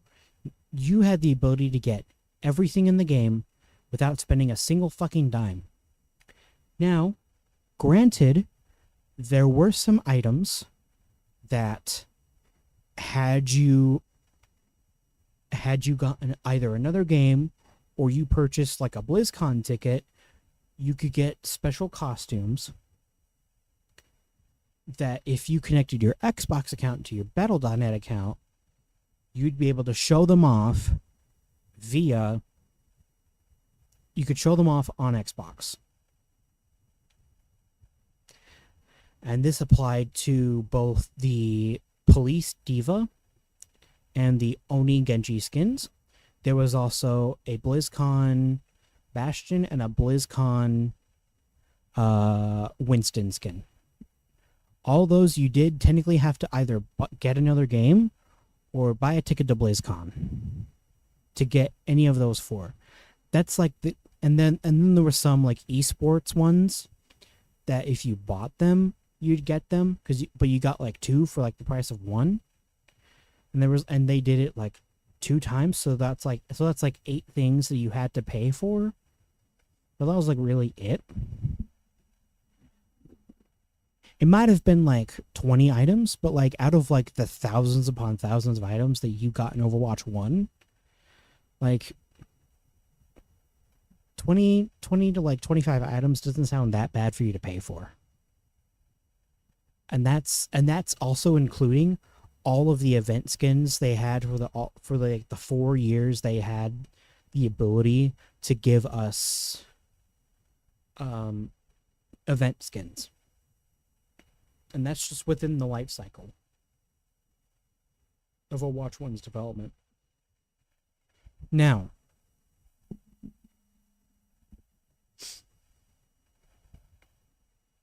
I might have paid for loot boxes, and it might have gotten me in trouble a few times with my mother, because I might have overspent on some of them. I do regret it.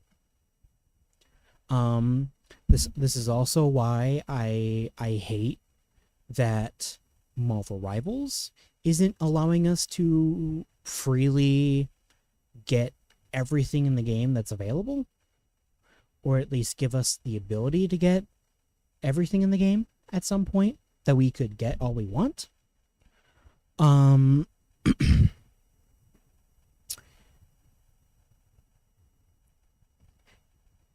As I've stated a few times to myself, if I have the ability to get items in a hero shooter or any sort of game that has cosmetics, if there's a way for me to get them for free, I'll take the free option.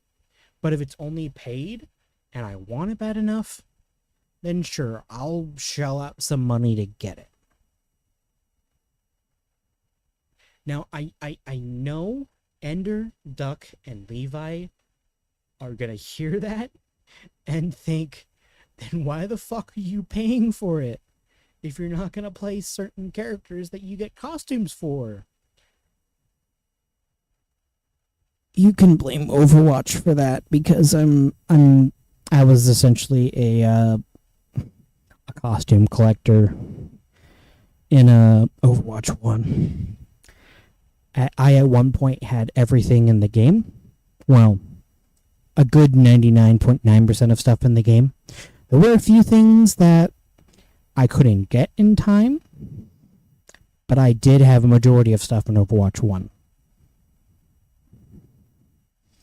And that's only because, for the most part, I didn't have to pay for them.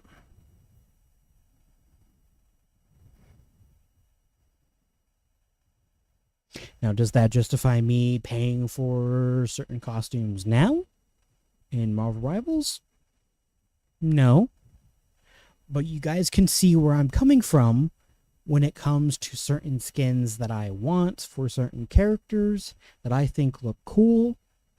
Again, if there's a way to get currency in the game that I'm playing for me to get the skins that I want without paying a single fucking dime, I'll take the free option any day. But anyways, enough of that. The multiplayer aspect. I actually liked the multiplayer aspect of Overwatch 1 because, unlike Marvel Rivals, I will always compare Marvel Rivals to Overwatch 1. When it came to matchmaking for quick play and competitive, I personally did not have any problems with the matchmaking whatsoever in Overwatch 1. I will say it, Overwatch 1's matchmaking is so much better than it is now, than Marvel Rivals is now. Because every time my team lost, I did not react as harshly as I did with loss in Marvel Rivals. It was maybe like a good chunk of the games that I played. It was literally a toss-up. It was literally, are you going to win or are you going to lose? And based on your actions will depend on if you win or lose. Marvel Rivals matchmaking, however, it's literally, okay, you've won enough. Let's make you lose this next game. That's what it feels like. At least to me. At least to me, that's what it feels like. It seriously, and I don't know if it was because it wasn't this way early on, or maybe it might have, and people weren't playing it were playing it at the same level I was, but back in like the first like 5 months of, what was it? In like the first 5 months, 4 or 5 months of Marvel Rivals development, so it was like season 0 or like season 1.5, I would say. The game felt like the matchmaking felt fair. It felt fair. If I got steamrolled, I was like, oh shucks, it's whatever, and then I would just move on to the next game. And it honestly felt like Overwatch 1 in an aspect. Even though a majority of the skins I had to pay for, even though a majority of the skins I want, I had to pay for. But it's like, whatever. Overwatch 1, throughout the maybe 2.5 years that I played it, I did not feel in any way, shape, or form that the matchmaking was bad. Granted, I did have some moments where I did rage a little bit, and I might have broken some stuff. But the overarching amount of time, and the more that I think about it, the more I'm like, the matchmaking seems much fairer than it does to Marvel Rivals. And like, again, a majority of the time when we lost a game, I wasn't like, okay, this is starting to get a little annoying. It's like, I was like, I lost a game. It's whatever. It's fine. I could care less. And that was even with the players I was playing with. Because I had my own little group of friends, and we played comp a lot. I was the first to make it to plat, while everybody else was in high silver to gold, to like high gold. Because I got into the game at specifically right around the time of when it was starting, when people were starting to figure out the game. I just personally did. I feel like if placement matches ever come to Marvel Rivals, I feel like I would be. I don't know. I think I would probably be like gold 1 or 2. Mostly because before Marvel Rivals, I hadn't really played a lot of hero shooters competitively in any aspect, competitively or otherwise. I just didn't care about playing a game, taking a game seriously just to play.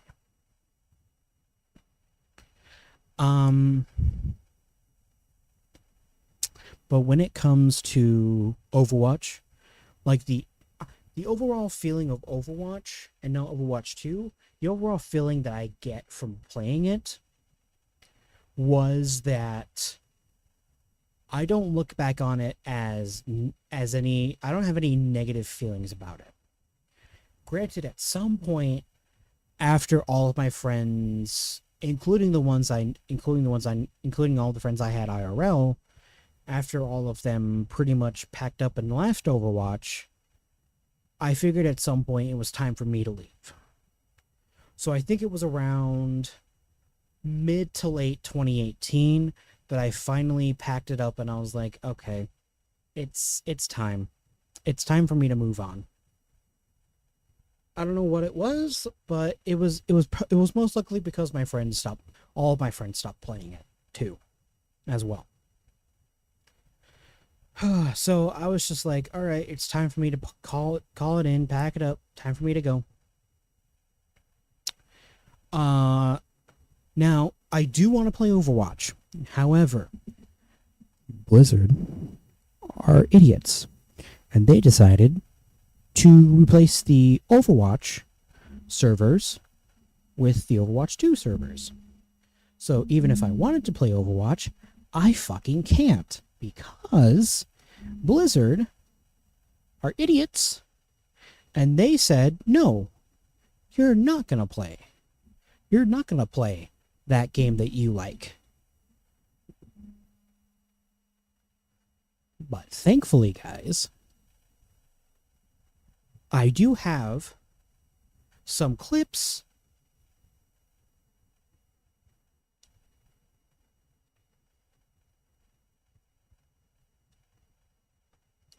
I do have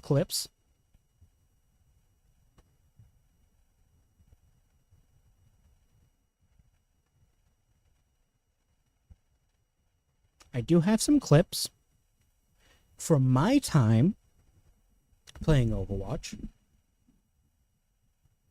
I'll save the best one for last because I love it more. I do have some funky shit that went on. I just want to clarify. There is a lot of funny shit that happened in Overwatch 1. Let's see. So, if I remember correctly, this is... I think this was like a week or so, maybe a couple months after Ash was released in Overwatch 1. You'll see my name right there. That was my old name. Yeah. It was pretty common back in the day that Bob would always get you MVP even after you died. Yeah.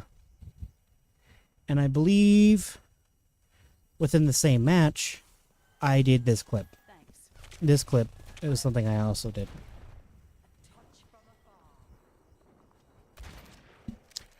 Granted, I did not have good aim. My aim was shit. As you can see, I'm just whiffing all those shots. And this is not competitive in any way, shape, or form. Look at this. Yeet. Still got him. Still got him. Great. Great shit. Here's another clip with Ash.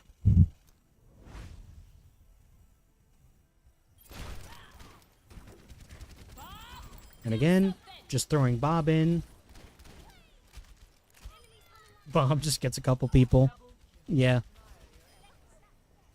Yeah, it was pretty much... Bob pretty much did most of the carrying for Ash players back in the day.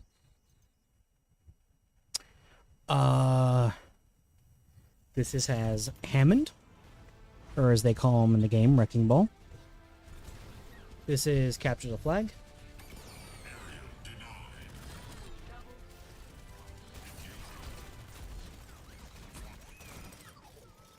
Yeah, crazy. Crazy shit.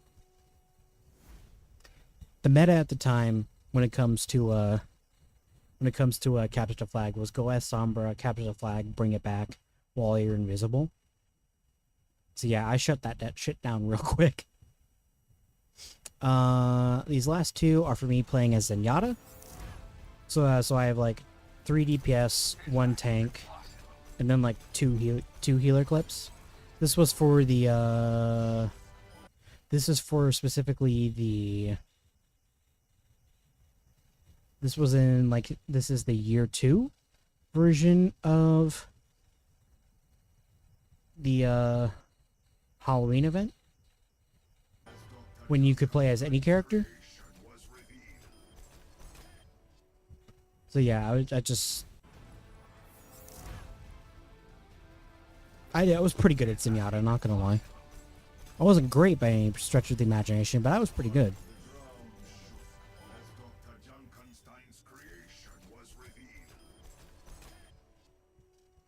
God, I miss Overwatch 1. And now, I'm saving the best clip for last because this is the funniest shit I've ever did. This is another Capture the Flag map. Another Capture the Flag moment. Yeah, so for context, I believe if I remember correctly, I was pushing with like 2 or 3 other people to capture this flag, the enemy flag. And at the time, I don't think anybody was defending our flag at the time, or if they were, they're definitely dead, that's for sure. But yeah, there's just a little context. And at the time, I feel like my prowess of the game kind of got boosted up a little bit, especially with Zenyatta. So anyways, this clip is good. So I'm looking at it and I'm like, okay, enemy team's taking the flag. I turn around, I aim for the guy, I get the flag holder, I get him. Okay, so at this point, Sombra disappears. So in like a split second, I think, I'm pretty sure her health is low. Let's see about attacking this little health pot right here. This little health spot right here. And so this is what I do. I aim in this general area, thinking she's probably like right here or something. That's what I do. And I get her.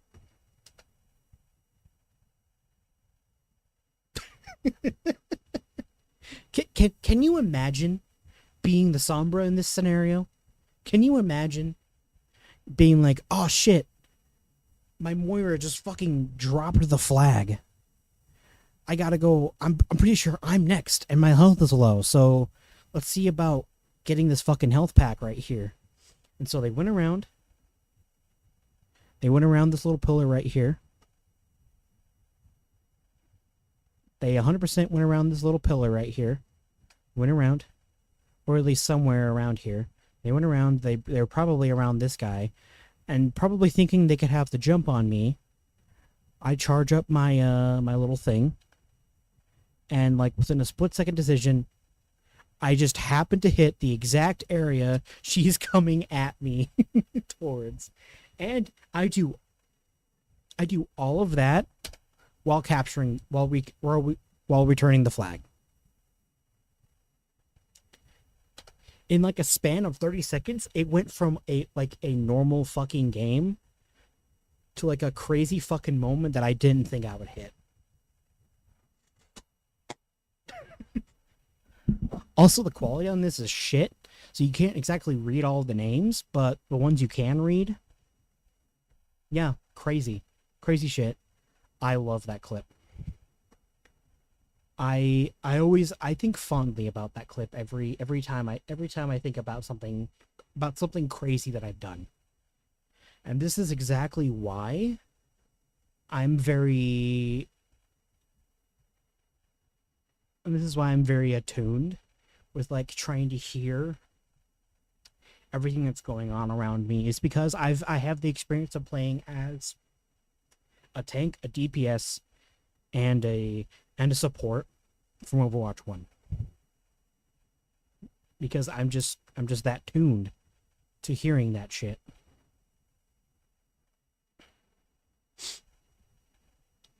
But yeah, Overwatch 1, I miss it. I really do. If Blizzard somehow releases Overwatch Classic and gives us, or rather Classic, kind of a general blanket term, and they give us all the content to like at least 2018, I would absolutely, I would spend a lot of time playing it. Because that's how much I miss it. I miss Overwatch 1.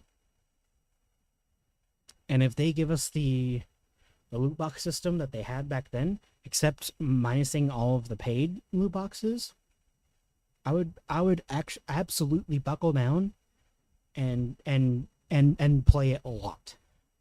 Because that's how much I miss it. Now, granted, I can't always look at things through rose-colored glasses, rose-tinted glasses.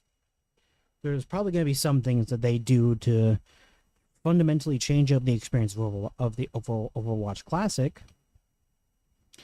But if they want to keep fans of Overwatch 1 happy, they would not change a damn thing. Nothing.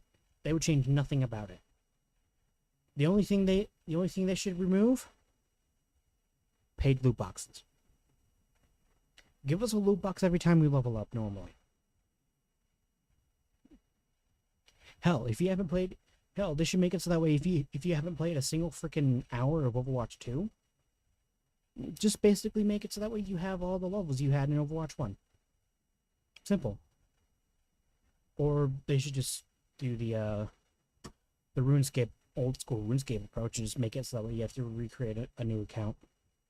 Or recreate a new or redo a username or something from it. But yeah, Overwatch had a very high stranglehold on me for a while.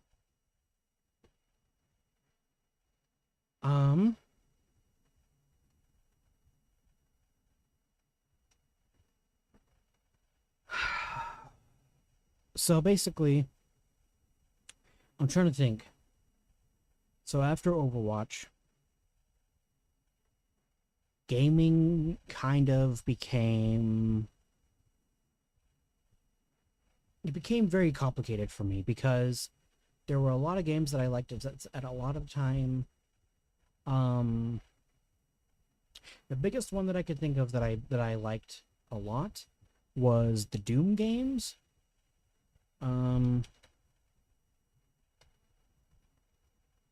I would say I liked Doom.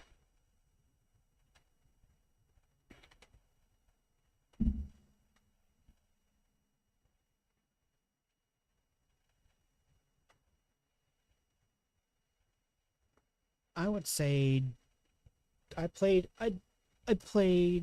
Doom.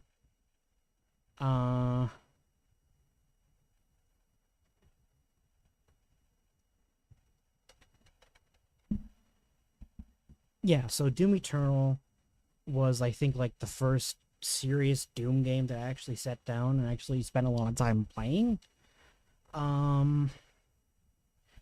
So, little history lesson with Doom for me. I remember in my, and I want to say when I was like 7 or 8, I remember seeing my uncle playing a level of like Doom 1 on his Xbox 360. I remember seeing it, not being really too interested in it, so I just went back to playing with Legos or whatever I was doing. It wasn't until 2012 that I had a teacher who at some point said that he played a game called Doom. Little did I know, about 4 years later, they would release Doom 2016. And I'm pretty sure he was ecstatic about that. Um,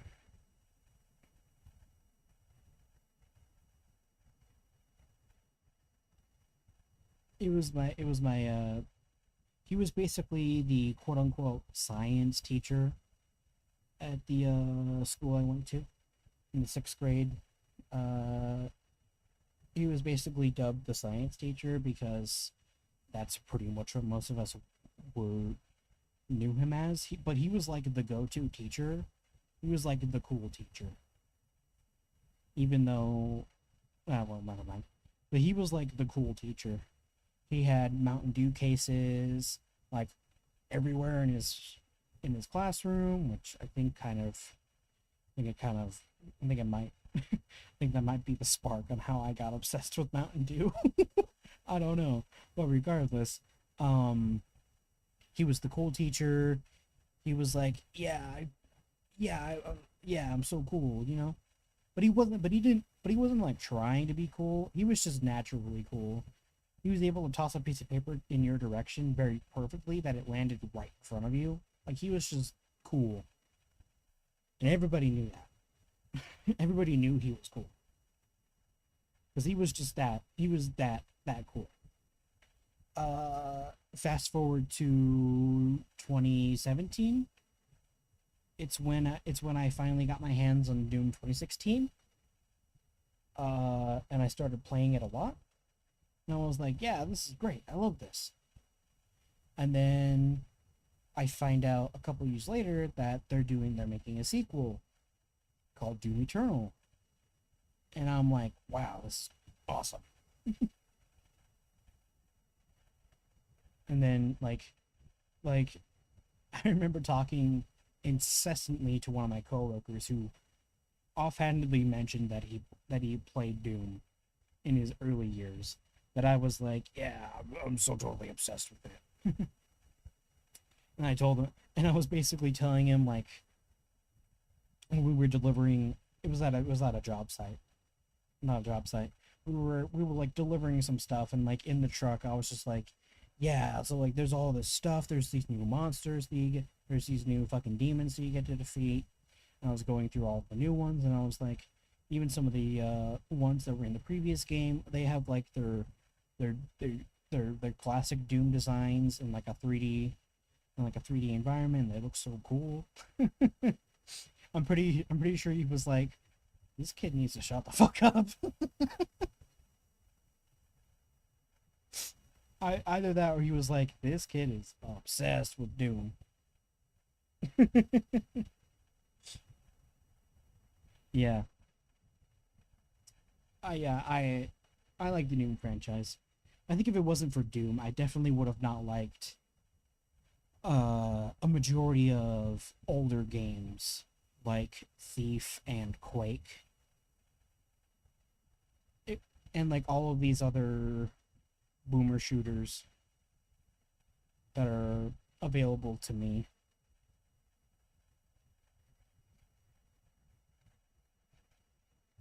I'm gonna pause you. I had a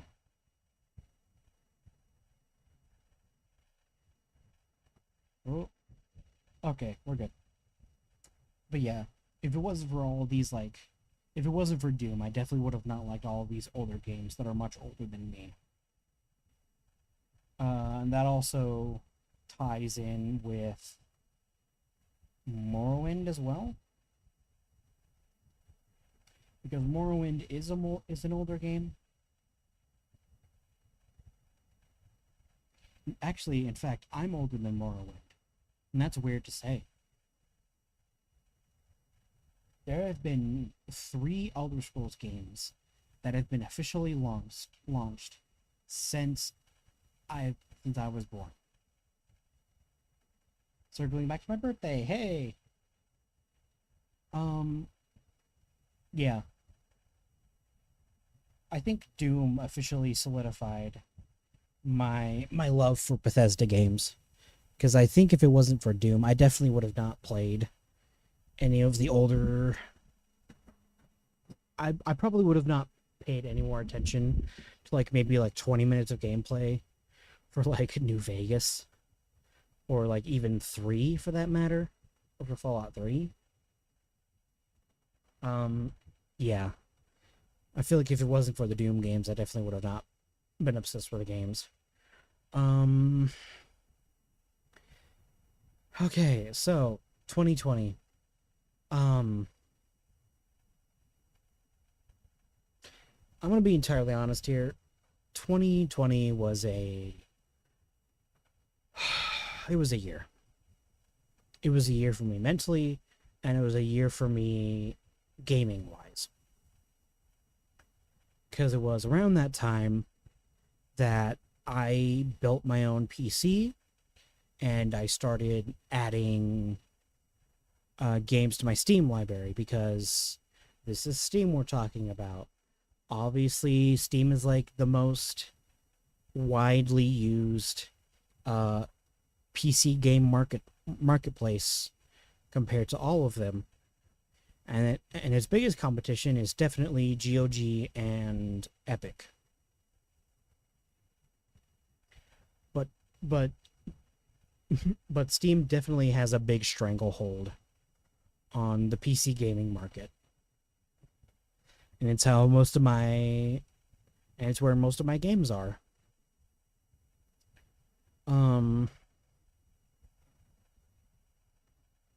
2020, I tried streaming a little bit, but like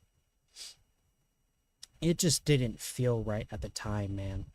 I streamed like maybe 3 times the entirety of 2020, and I just could not do it.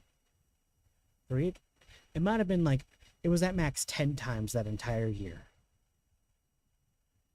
And it wasn't until 2021 that I started doing it a little bit more, but it was like not enough to justify putting in all this effort just to buy all these games and stuff. And it wasn't until late 2021 that I started playing Deep.io, with Archer and all of my lovely viewers from when that game was popular on Twitch back then, because what the fuck, what else were you gonna do back in 2020, 2021? Except stay at home and watch Twitch streams? Like, yeah. I'm pretty sure a majority of my friends from the Deep community definitely became friends with me outside of Deep.io.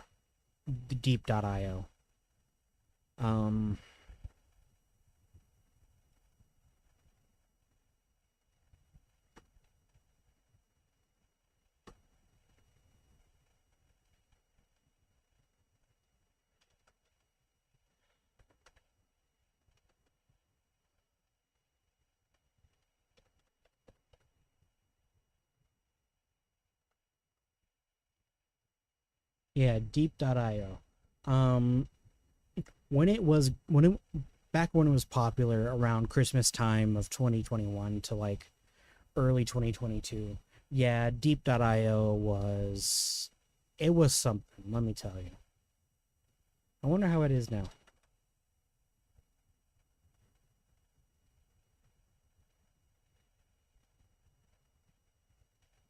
How is it now? It looks practically the same.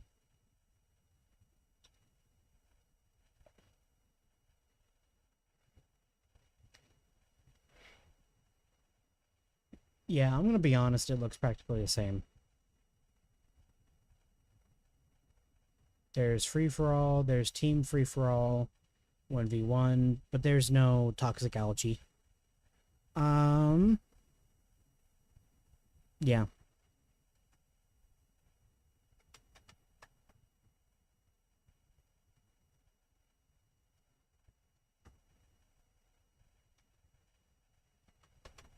Yeah, I'm gonna be honest, DPO looks practically the same.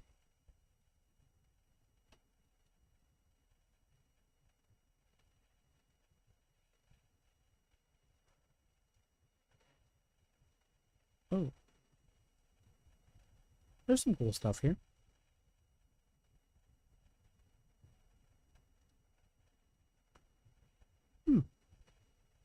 Ah, but they removed Tuxedo Crab. No. They removed Tuxedo Crab. Crazy. Crazy shit. That's Tamatoa. I know it. But anyways, I'm getting sidetracked.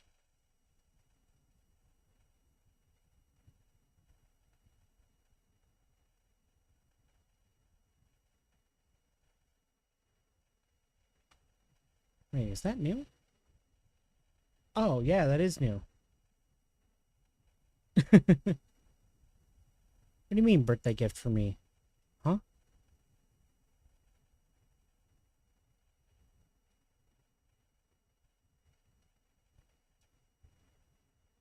There's a birthday gift for me, huh? Where?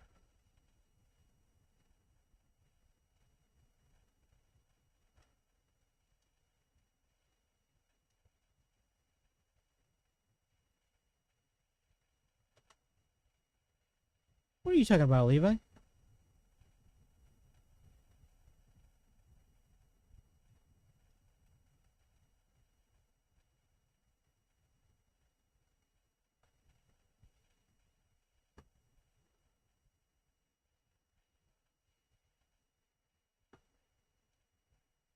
What do you mean?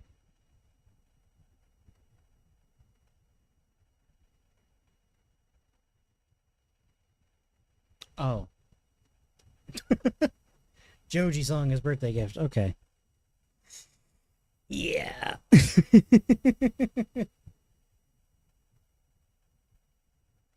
I thought you got something for me. I was like, you got something for me. If you did, I can't see it. I don't know where you could have possibly sent it to me from.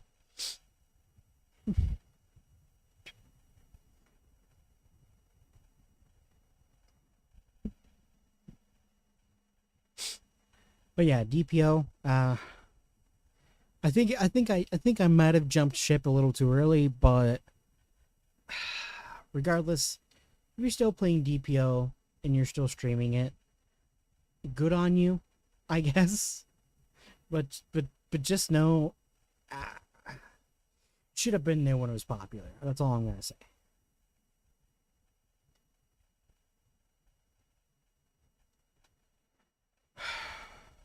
Okay. Now we're getting into more recent years where gaming for me has kind of become very weird and very experimental with me, because I would play games I've already played with mods. Yeah, I would play a lot of modded playthroughs of Minecraft. Levi can attest, there was a lot of mod packs that I made back in 2023 and 2024. 2022 I don't remember a whole lot because I don't think I did a whole lot in 2022. I think I was just trying to like consistently stream a lot. There were a few things that I might have forgotten about, but regardless, yeah. So we'll just say 2022 to 22 now. We'll just do like now parentheses 2025. it was kind of like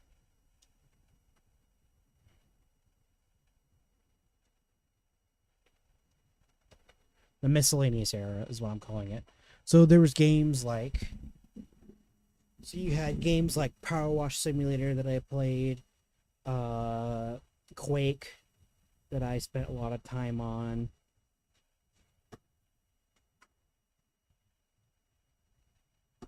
Let's do this.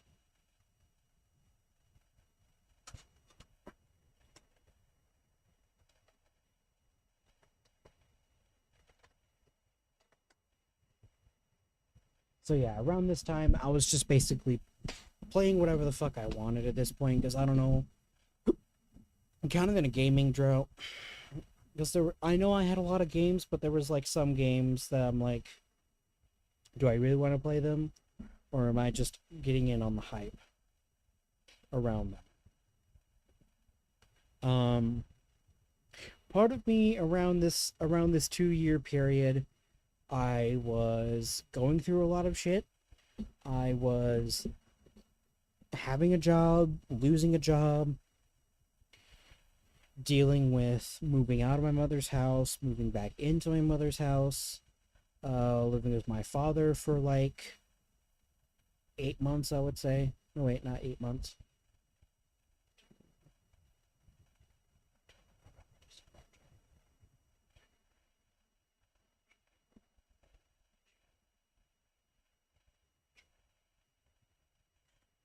So it might have been like 10 months, maybe.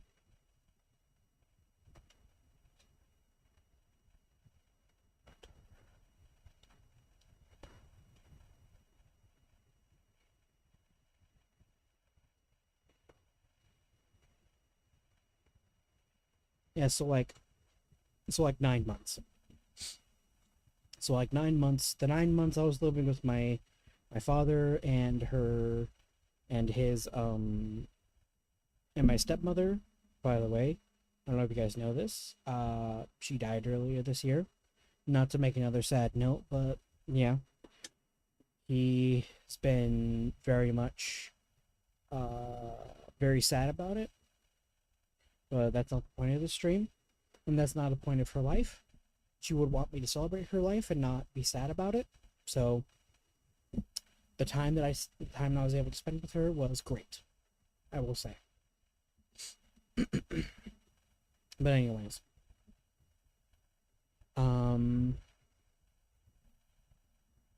yeah, those 9 months I lived with my dad, they were much better than I initially thought they would be. Granted, there were some hardships that I had to deal with, but that was kind of par for the course for not being under my mother's roof.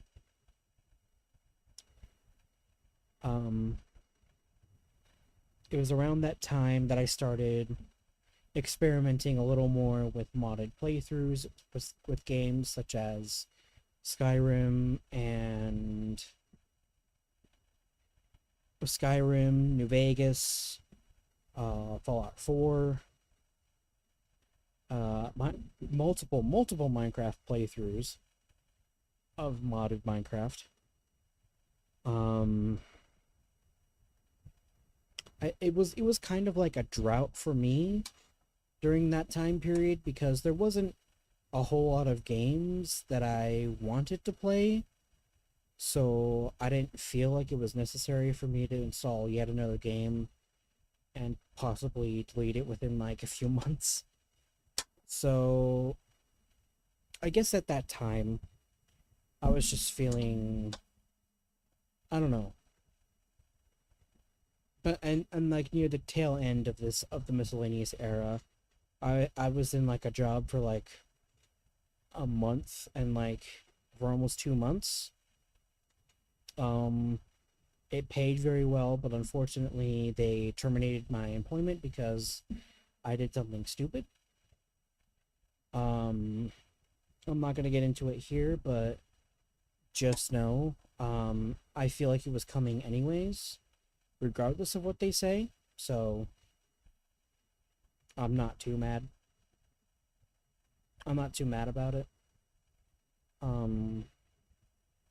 Regardless, though, a couple months later, I needed something that I could just sit down and just play for hours on end. And I'm pretty sure that got delivered via into my bloodstream.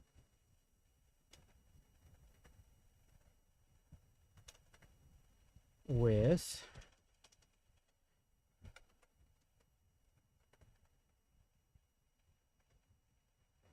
Marvel Rivals.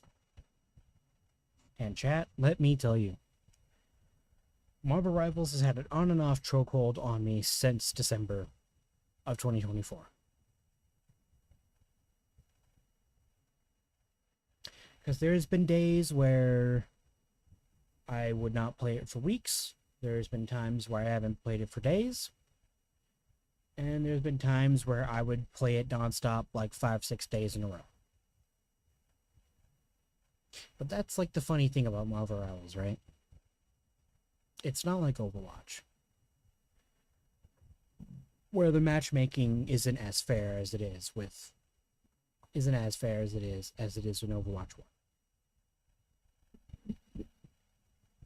And yeah, I'm gonna be honest, Marvel Rivals is not perfect.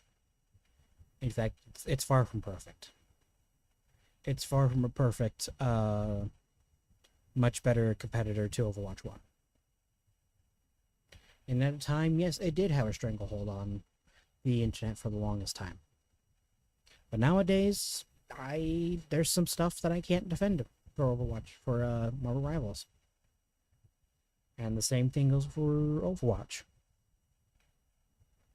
Like, at this point, I'm starting to get into I'm starting to get into the drought era too of gaming games for me, because Marvel Rivals is it's not really doing enough to justify keeping me active for like days or even weeks on end. And I feel like Levi, Ender, and Duck are feeling the same way too, because they're all playing other games as well.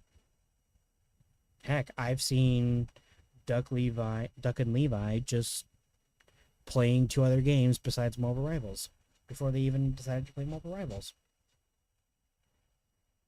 Heck, I might have seen other people playing other things than Marvel Rivals as well. But yeah.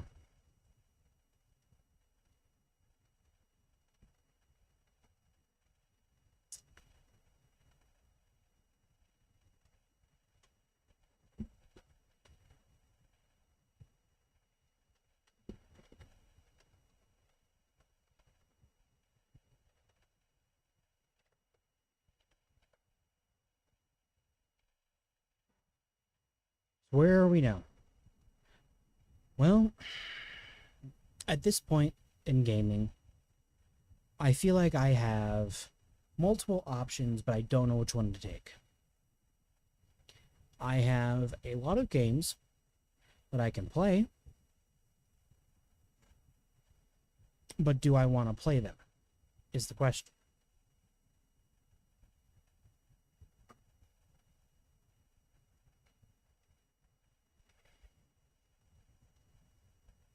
Because I've spent a lot of time on Marvel Rivals that at this point I don't want to give it up.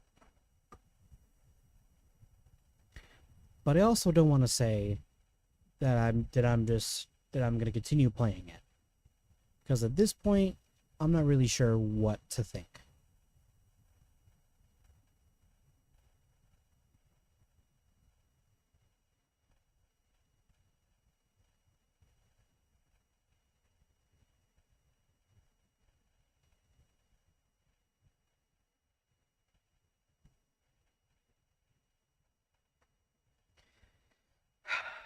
And at this point, I don't know anymore. It's like do I don't know. I'm at a crossroads when it comes to gaming right now.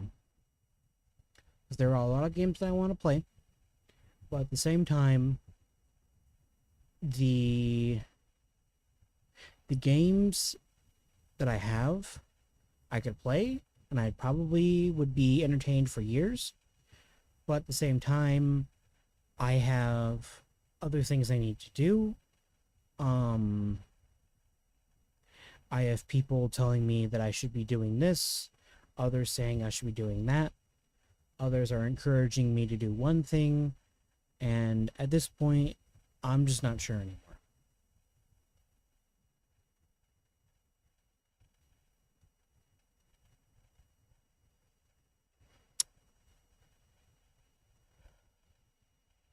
Where the fuck? No. This should not be in here. What are you doing? Get out of here.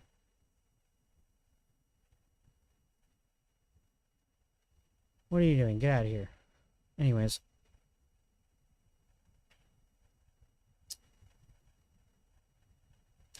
Yeah, I'm at a point of where am I just waiting for the next game to come out that I want to play, or yeah. Like currently right now I'm playing Power Wash Simulator, but I'm not trying to like become bored with it. You know what I mean? I'm still playing Marvel Rivals. I'm also trying to find other games to play in between the downtime of me playing Marvel Rivals and Power Wash Simulator. Power Wash Simulator 2. But yeah, that's just how I am right now. That's where I am right now. Will I probably make a follow-up video on this?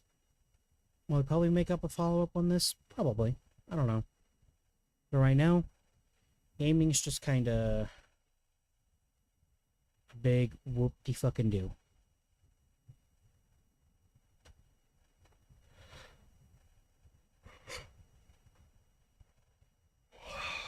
Do I wish there was something more I could play? Yes. But the other games that I'm playing right now, they just don't have... They don't have the gravitational pull that they did years ago. Or rather, that they don't have the gravitational pull they used to have.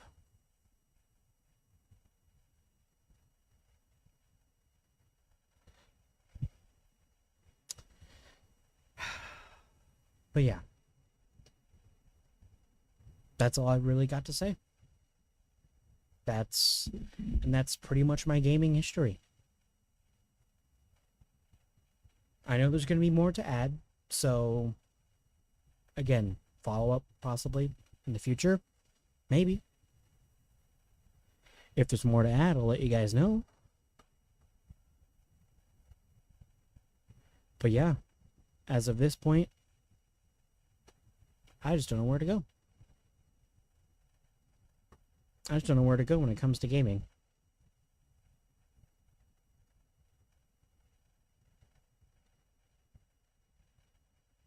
But anyways, if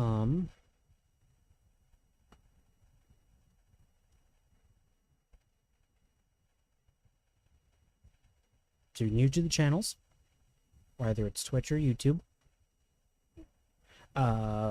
follow/subscribe. Sub on Twitch, become a member on YouTube. Well, not. I don't have members yet. Never mind, ignore that. Ignore that last one. Become a sub on Twitch. Follow me on YouTube and Twitch.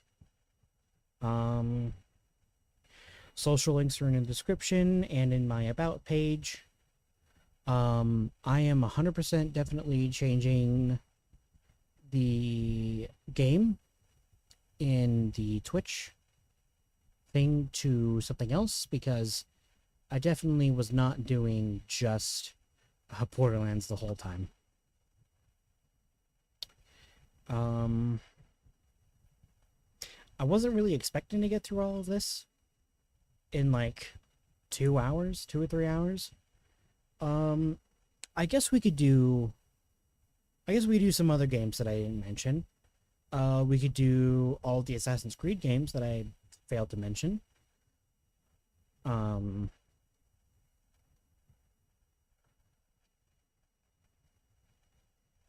let's see. So let's do. I want to say it was 2011 to 2021.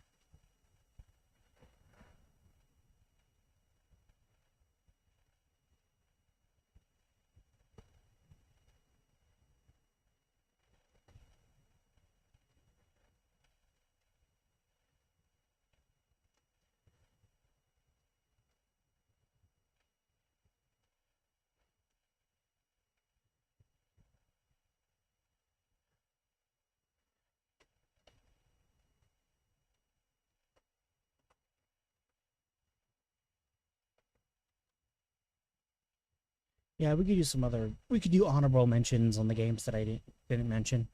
Assassin's Creed games. My brother has played pretty much most of the games. There's only been like a few that he did not play. I think one of them was Unity, and he did not play Rogue. Because they were trash at the time. I haven't played all of them, of course. The only ones I have played are I played a little bit of 2, Origins, and Valhalla. Those are the only ones that I've played. But I definitely had a lot of the Assassin's Creed games definitely did give me a lot of growing up to do when it came to them. It definitely gave me a fresh perspective on just how small my culture is compared to the world in terms of how many cultures there are. And that's why I think I'm also into geographies because of Assassin's Creed.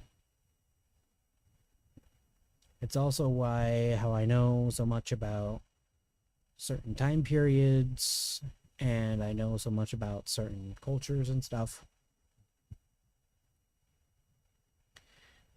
But I definitely out of all the games that I played and out of all of them, I think the best one, in my opinion, when it comes to the Assassin's Creed games, is Origins.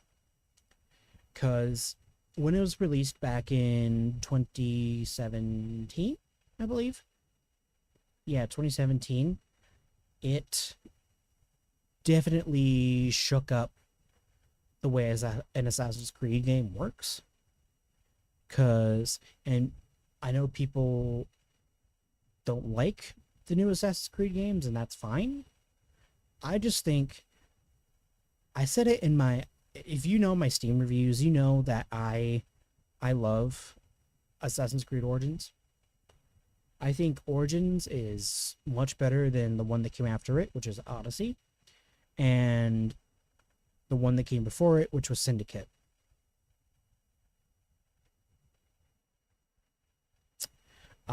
Origins, it was the first of the RPG trilogy that came out. I.e.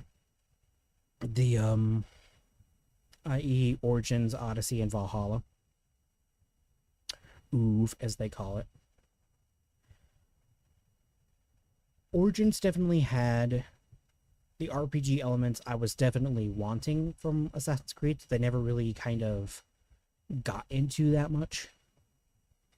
And it definitely tones down the amount of RPG aspects that it is, because like the only thing that matters is the weapons that you have and how much of a certain thing you have. Like, it basically did the bare minimum. It was like a good start for anybody who hasn't played RPGs before, like Skyrim and stuff. And like, so it doesn't matter what kind of armor you're wearing. You could literally be like butt freaking naked and you could basically be a total badass, or you could look like an Anubis priest and or you could basically look like Anubis and you'd still look like a badass. But that's just me. I feel like it's a good starter RPG for people who don't want to like heavily invest into like, oh, I need this piece of armor for me to have this certain piece of equipment to work. Like, no, you could like just play the game. You could pick up the game, wear whatever the hell you want, and the only thing that mattered was your weapons and your shields and your bows. That's it. That's all that truly mattered about the game. It was how much damage. It basically didn't heavily depend on how much stuff you needed to play the game properly is what you needed. But yeah, Origins I think it's pretty easy to get into if you haven't played an RPG yet. Heck, I'd even recommend it to people who haven't even played an Assassin's Creed game yet, because all of the other games like Assassin's Creed, like the original Assassin's Creed 2, Brotherhood, Revelations, even 3 for that matter. Not 3. No, wait. Yeah, 3 and 4. Like, if you like, those games can be a little bit hard at times, but like at the same time, if you just want a good game that you could just start out with and like get into the RPG aspect of it, Origins. Pick up Origins. There's not a whole lot you had to do for you to be the best of the best. And if you wanted to get the best of clothing, you pretty much had to do whatever with the limited amount of stuff that you have. Granted, it may sound harder, but for me, much easier. Much easier to pick up. Because compared to Odyssey and Valhalla, where every little piece of armor you have 100% affects your build entirely, yeah, Origins is much easier to pick up. Anyways, that's Assassin's Creed.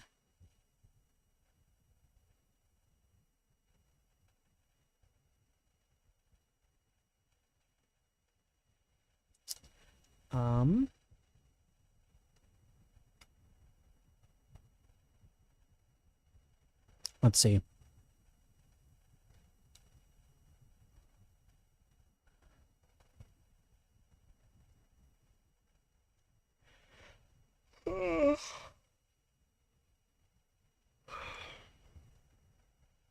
The Batman Arkham trilogy is the ones made by Rocksteady. I remember my brother playing them a lot, but I didn't play them a lot, so it's like whatever. Why is Fallout Shelter still in miscellaneous? Get out of here. Get out of here, Bobble Butt.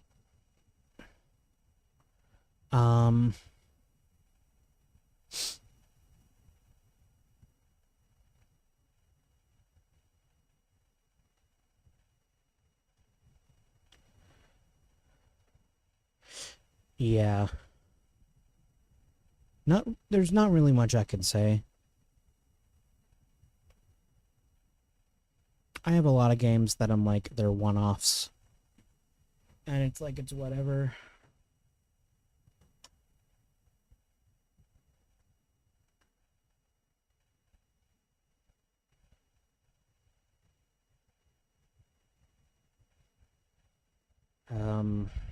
But yeah.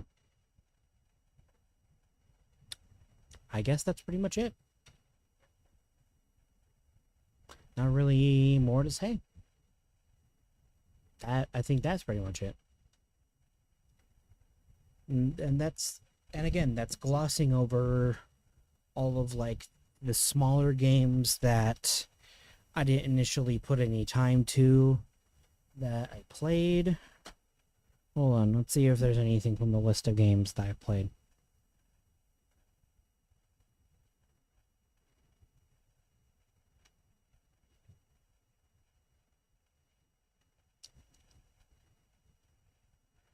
Let's see. List of games.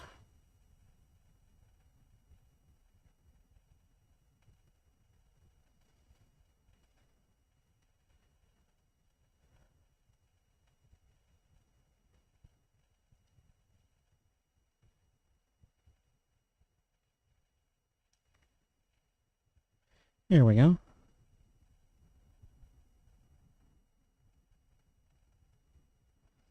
Okay, I guess I've played 2, 3, Odyssey, Origins, Revelation, Syndicate, and Valhalla. Those are the only ones that I played. Oh, and Odyssey. I think I don't know if I mentioned that already.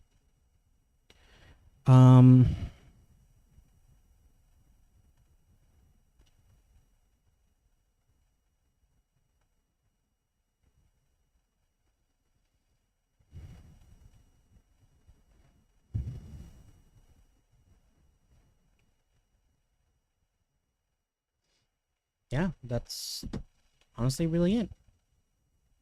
I really don't know what else to tell you guys. So I think with that, I'll leave you guys there. Again, if you're new, I'd encourage you to sub to Twitch right now. Or if you don't, that's fine. I could care less. It's not really mandatory, but much appreciated if you do.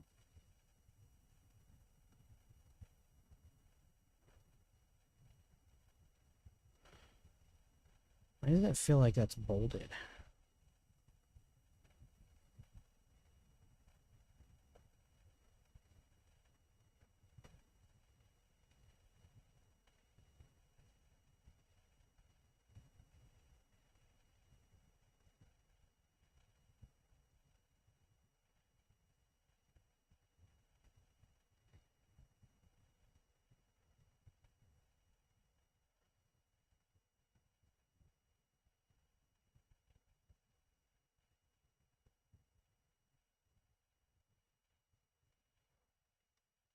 There we go, that's better. But anyways, yeah. I feel my voice giving out. I'm sorry. Yeah, you can kind of tell it's giving out a little bit. This is probably the most yapping I've ever done in like a fucking while. But yeah, I think on that note, if you are on the YouTube, I highly encourage checking out my main, as well as the streaming channel. If you're on Twitch, I recommend following. And also, maybe possibly subbing. I do have subs. And you also want to give bits, you can. I don't really have any other ways of supporting me, so those are really the only ways. So if you want to support, you can. If not, I mean, it's whatever. But anyways, with that being said, I'll possibly see you guys later for another stream. Not tonight, but later in general. Anyways, bye chat.